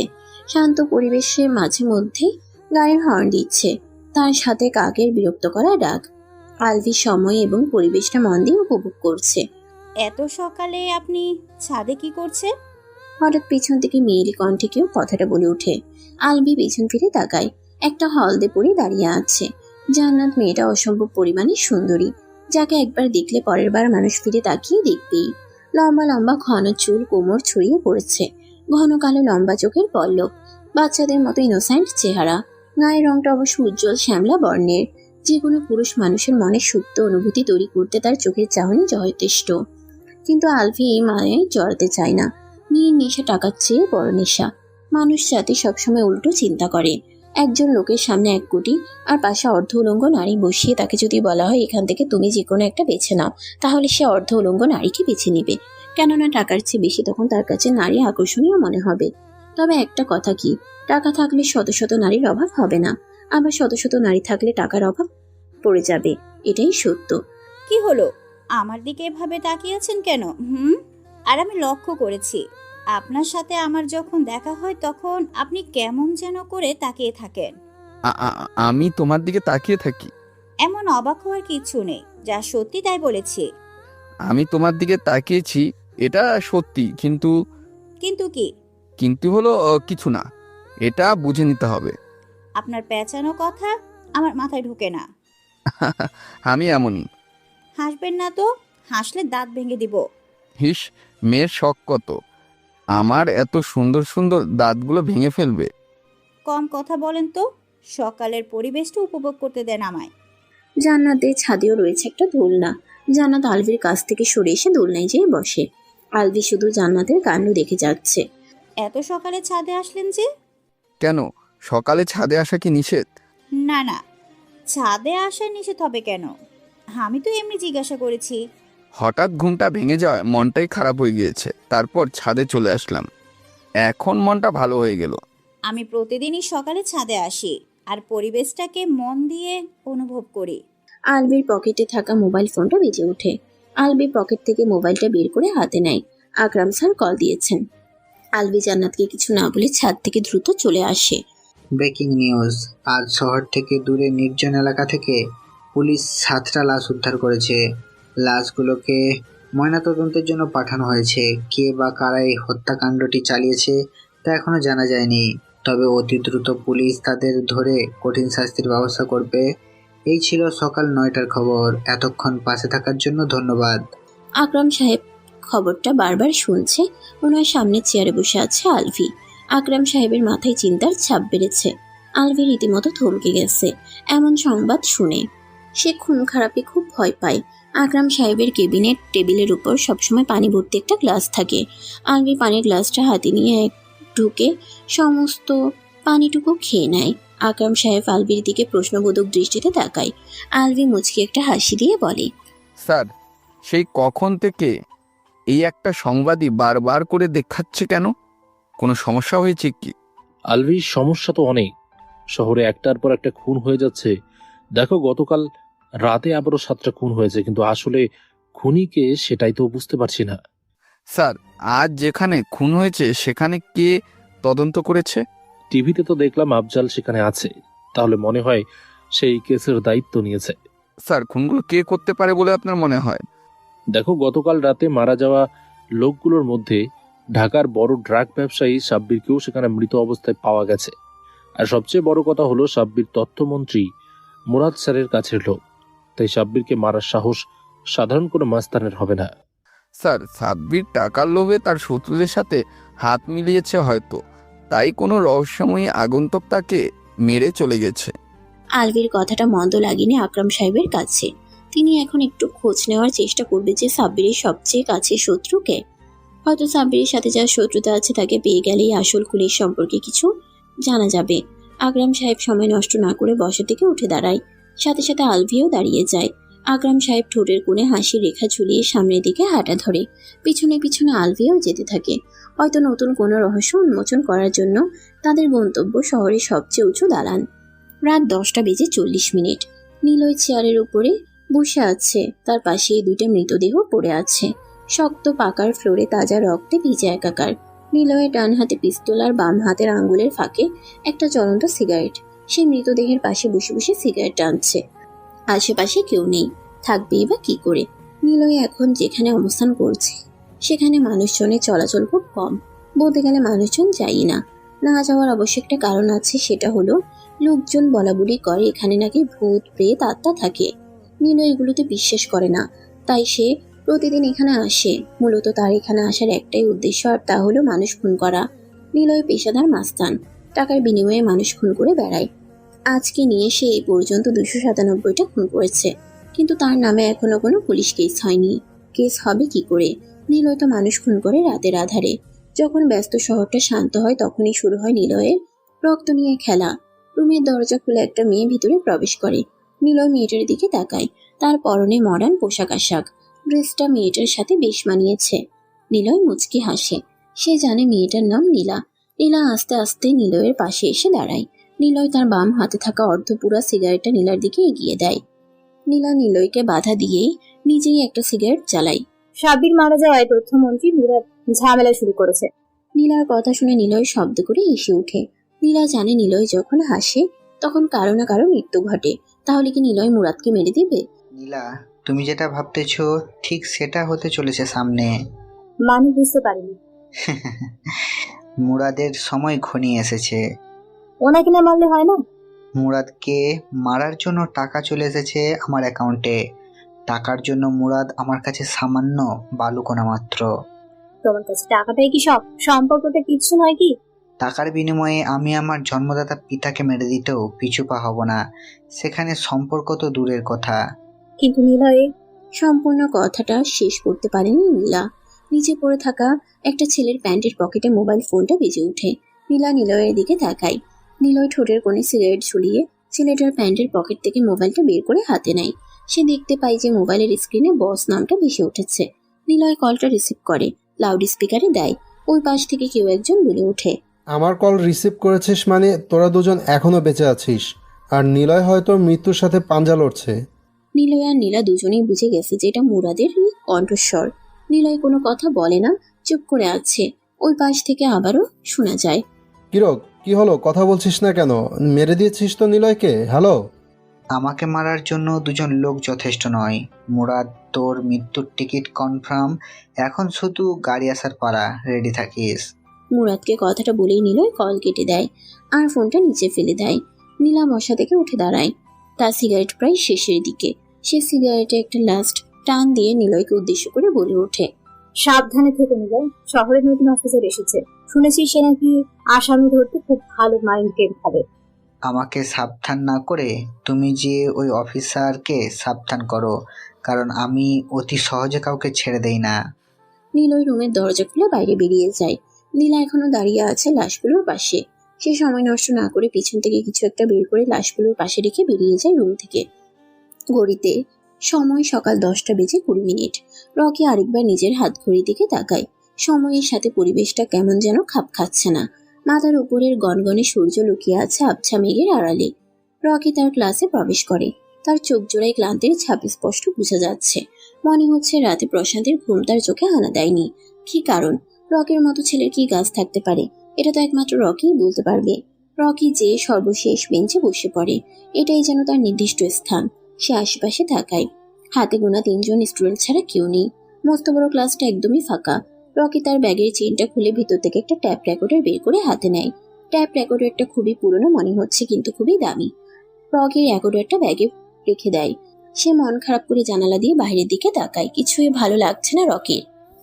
কি করলে যে তার মন ভালো হবে সেটাও বুঝতে পারছে না সে। এই পিছনের বেঞ্চের ছেলে, দাঁড়াও তুমি। চিকন মিয়েলি কণ্ঠস্বর শুনে রকি বাইরের দিকে থেকে দৃষ্টি সরিয়ে কণ্ঠস্বরের মালিকের দিকে তাকায়। হলদে কালারের শাড়ি, চিকন পাতলা কোমরের গঠনের একটা মেয়ে বুকে বই নিয়ে দাঁড়িয়ে আছে। রকি আরেকবার আশেপাশে তাকায়। ক্লাসরুমটা সম্পূর্ণ স্টুডেন্ট দিয়ে পরিপূর্ণ, কিন্তু কখন এরা ক্লাসে এসেছে রকি টের পর্যন্ত পায়নি। রকি সেগুলো চিন্তা না করে দাঁড়িয়ে যায়। শাড়ি পরা মেয়েটা রকির দিকে এগিয়ে আসে। তিনি রকির মাথা থেকে পা পর্যন্ত স্ক্যান করে বলতে থাকে, আমার ক্লাসে মনে হয় এই প্রথম এসেছো। আপনার ক্লাস মানে? ও, তুমি তো নতুন, যেহেতু জানো না আমি কে। আমি তোমার ক্লাস টিচার আরিফা ইসলাম নদী। রকি ভয়াতুর দৃষ্টিতে তাকায় আরিফা ম্যাডামের দিকে। আরিফা মুচকি হেসে জিজ্ঞেস করে, পরিচয় পর্ব শেষ করি তোমার সাথে। নাম কি তোমার? আমার নাম রকি। তা তুমি এর আগে কোন ভার্সিটিতে ছিলে? রাজশাহী বিশ্ববিদ্যালয় থেকে টিসি নিয়ে এসেছি। আরিফা তীক্ষ্ণ দৃষ্টিতে তাকায় রকির দিকে। তাকাবে নাই বা কেন? ছেলেটা নাকি রাজশাহী বিশ্ববিদ্যালয়ে পড়াশোনা করত, কিন্তু তার পরিধানের জামা কাপড়ের সাথে তার কোনো প্রকার মিল নেই। রকি ম্যাডামের এভাবে তাকানোর মানে কিছুটা বুঝতে পারছে। তার কারণ রকির মস্তিষ্ক তীব্র গতিতে মানুষের চোখের ভাষা বুঝতে পারে। তোমার ড্রেসের এমন অবস্থা কেন? জীবনে যে কোনোদিন দুঃখ ভোগ করিনি তার পক্ষে দুঃখের দুঃখ উপলব্ধি করা সম্ভব নয়। যে ব্যক্তি সারা জীবন পশুচর প্রায়শ্চিত্ত বিলাসের মধ্যে জীবনযাপন করে, সে কি করে গরিবের অন্তরে জ্বালা অনুভব করবে? কঠোর পরিশ্রম করে টাকা উপার্জন করতে হয় আমাকে। উপার্জনের পরিমাণও স্বল্প আকারের। অল্প টাকা দিয়ে মাস চলতে হয়, তাই ভালো জামা কাপড় কিনে সেটা পরার সুযোগ হয়ে ওঠে না আমার। কথাগুলো বলে থামে রকি। আরিফা ম্যাডাম দুঃখ প্রকাশ করে বলে, আমি কি বলবো বুঝতে পারছি না, তবে এতটুকুই বলবো যে সৃষ্টিকর্তা যেন তোমাকে সঠিক পথ দেখায়। আরিফা ম্যাডাম ক্লাস করাতে মনোযোগ দেয়। রকির মন ভালো নেই, সে জানালা দিয়ে বাহিরের দিকে তাকিয়ে আছে। আকাশে সূর্য নেই, তাই লোকজন হাতে ছাতা নিয়ে বের হয়েছে। কখন জানি আকাশ ফেটে বৃষ্টি পড়া শুরু হয়, কিন্তু রকির মনে হচ্ছে আজকে কোনো অবস্থায় বৃষ্টি হবে না। বৃষ্টি হলে রকির সবচেয়ে পছন্দের মধ্যে একটা হলো রাতের আধারে বৃষ্টি ভেজা, কখনো নতুন আগন্তুক হয়ে পথহারা পথিক হয়ে যাওয়া। আরিফা ম্যাডাম কিছুক্ষণ পরপর রকির দিকে তাকাচ্ছে। রকি অবশ্য এটা বেশ ভালো করে খেয়াল করছে।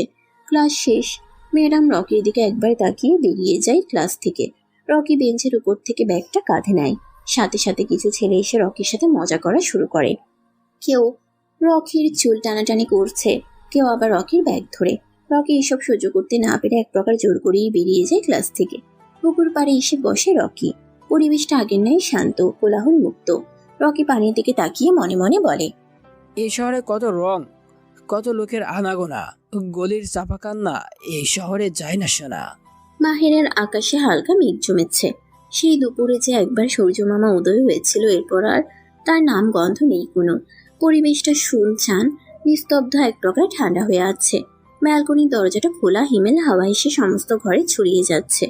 হঠাৎ এমন হাওয়ায় আভাস মিলেছে, মানে কাছাকাছি কোথাও হয়তো বৃষ্টি হচ্ছে। সবকিছুতে এক অদ্ভুত ভালো লাগা আর স্বস্তি নিয়ে এসেছে। পরিবেশটা বেশ রোম্যান্টিক আর উপভোগ করার মতো। জান্নাত এসে ব্যালকনিতে দাঁড়িয়েছে, হাতে তার কফির মগ। তীব্র গরম কফির কাপ থেকে বাষ্প আকারে ধোঁয়াগুলো নিস্তব্ধ হাওয়ায় মিলিয়ে যাচ্ছে। জান্নাতের গোলাপি ঠোঁটজোড়া কফির কাপে স্পর্শ করে। এক চুমুক দিতে না দিতেই জান্নাতের চোখ যায় বাগানের পাশে দোলনায়। আলভি মাথা নিচু করে বসে আছে। আলভি ছেলেটা অনেক গম্ভীর মুখ, কারোর সাথে নিজের সুখ দুঃখ প্রকাশ করে না, নিজের মতো করে চলে। কিন্তু মনের দিক দিয়ে ছেলেটা অনেক ভালো।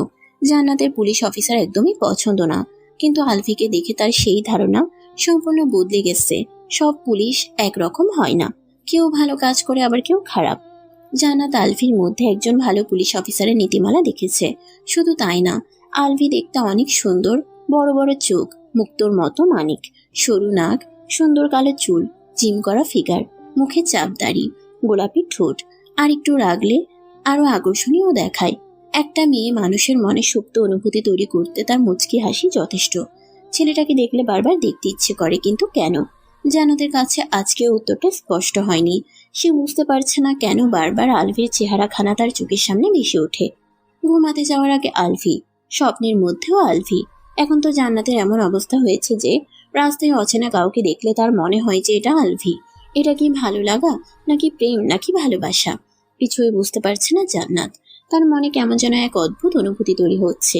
এই অনুভূতির কি নাম দিবে বুঝতে পারছে না সে। জান্নাত মনে মনে ভাবে, আলবি যদি কোনো গার্লফ্রেন্ড থাকে তবে? জান্নাত চায় না তার পবিত্র অনুভূতির গায়ে যেন কোনো কষ্টের আঁচড় না লাগে, তাই সে এই অজানা অনুভূতির নাম দিতে চায় না। বৃষ্টি শুরু হয়েছে। বাহিরের বাতাস অনেকটা কমিয়ে গেছে। বৃষ্টির পরিমাণ একটু বেশি হওয়ায় আলভি দোলনা থেকে দৌড়ে ঘরে চলে আসে। জান্নাত তার ডান হাতটা বৃষ্টির প্রাণীতে স্থির করে রাখে। আশেপাশে তীব্র গতিতে বৃষ্টি হচ্ছে। তার একটা মনোমুগ্ধকর শব্দ হৃদয়টা ছুঁয়ে যায়। গতকাল রাতে প্রচুর বৃষ্টি হয়েছে, যার কারণে শহরের রাস্তাগুলোতে পানি জমে আছে। আজ অবশ্য আকাশের অবস্থা খারাপ নয়, মোটামুটি বেশ ভালোই। রকি গুলিস্তানের রাস্তা দিয়ে হেঁটে যাচ্ছে। তার কাঁধে স্টুডেন্ট ব্যাগ, আগের ন্যায় চোখে মোটা ফ্রেমে চশমা লাগিয়ে রেখেছে। সে এখন ভুইয়া টেক্সটাইল কোম্পানি লিমিটেডের সামনে দাঁড়িয়ে আছে, কিন্তু তাকে ভিতরে যাওয়ার অনুমতি দিচ্ছে না দারোয়ান। রকি অবশ্য অনেকবারই বলেছে যে তার অনেক প্রয়োজন ভিতরে যাওয়াটা, কিন্তু দারোয়ানের একটাই কথা, এই অফিসের স্টাফ এবং ধনী ধনী লোকেরা ছাড়া অন্য কেউ প্রবেশ করতে পারবে না। রকির এখন ভীষণ রাগ লাগছে, কেননা তার অপেক্ষা করতে মোটেও ভালো লাগে না। সে আরেকবার বিল্ডিং এর দিকে তাকায়। অনেক বড় কোম্পানি এটা, বাংলাদেশ এবং অন্যান্য দেশের মধ্যে এটা অন্যতম। রকি পকেট থেকে মোবাইল ফোনটা বের করে কাউকে কল দেয়। রকি কল করতে দেরি, কিন্তু ওই পাশ থেকে রিসিভ করতে দেরি হলো না। এবার সে বলে, আপনি জানেন আমার অপেক্ষা করতে ভালো লাগে না। আমি নিচে দাঁড়িয়ে আছি, দারোয়ান আমাকে ভিতরে প্রবেশ করতে দিচ্ছে না। যা করার 2 মিনিটের মধ্যে করুন। কথাটা বলে রকি কল কেটে দেয়। সে পিছন ফিরে দারোয়ানের দিকে তাকায়। দারোয়ানের কানে ফোন।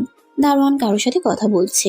যার সাথেই সে কথা বলছে ওই পাশের ব্যক্তিটা যে তাকে ধমক দিচ্ছে।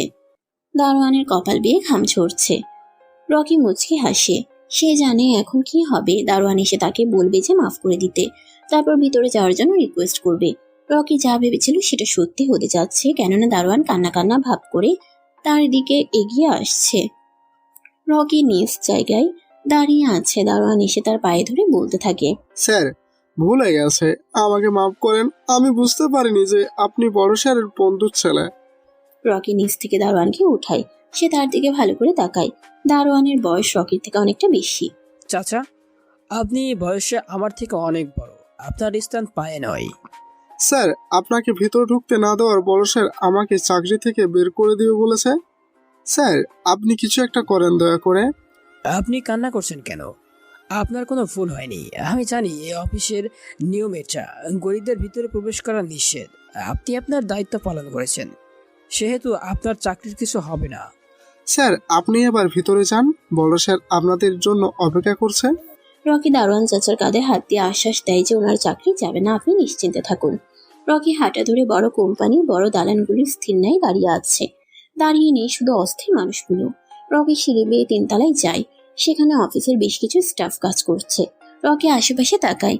উপস্থিত কাজ করতে থাকা সকল স্টাফেরা রকির দিকে তীক্ষ্ণ দৃষ্টিতে তাকিয়ে আছে। কারণ একটাই, সেটা হলো রকির ড্রেস আপ। এই অফিসের নিম্ন শ্রেণীর কাজের লোকটাও রকির থেকে ভালো জামা কাপড় পরে। রকি পেইন্টের পকেটে হাত ঢুকিয়ে শীষ বাজাতে বাজাতে 315 নাম্বার কেবিনের সামনে যেয়ে দাঁড়ায়।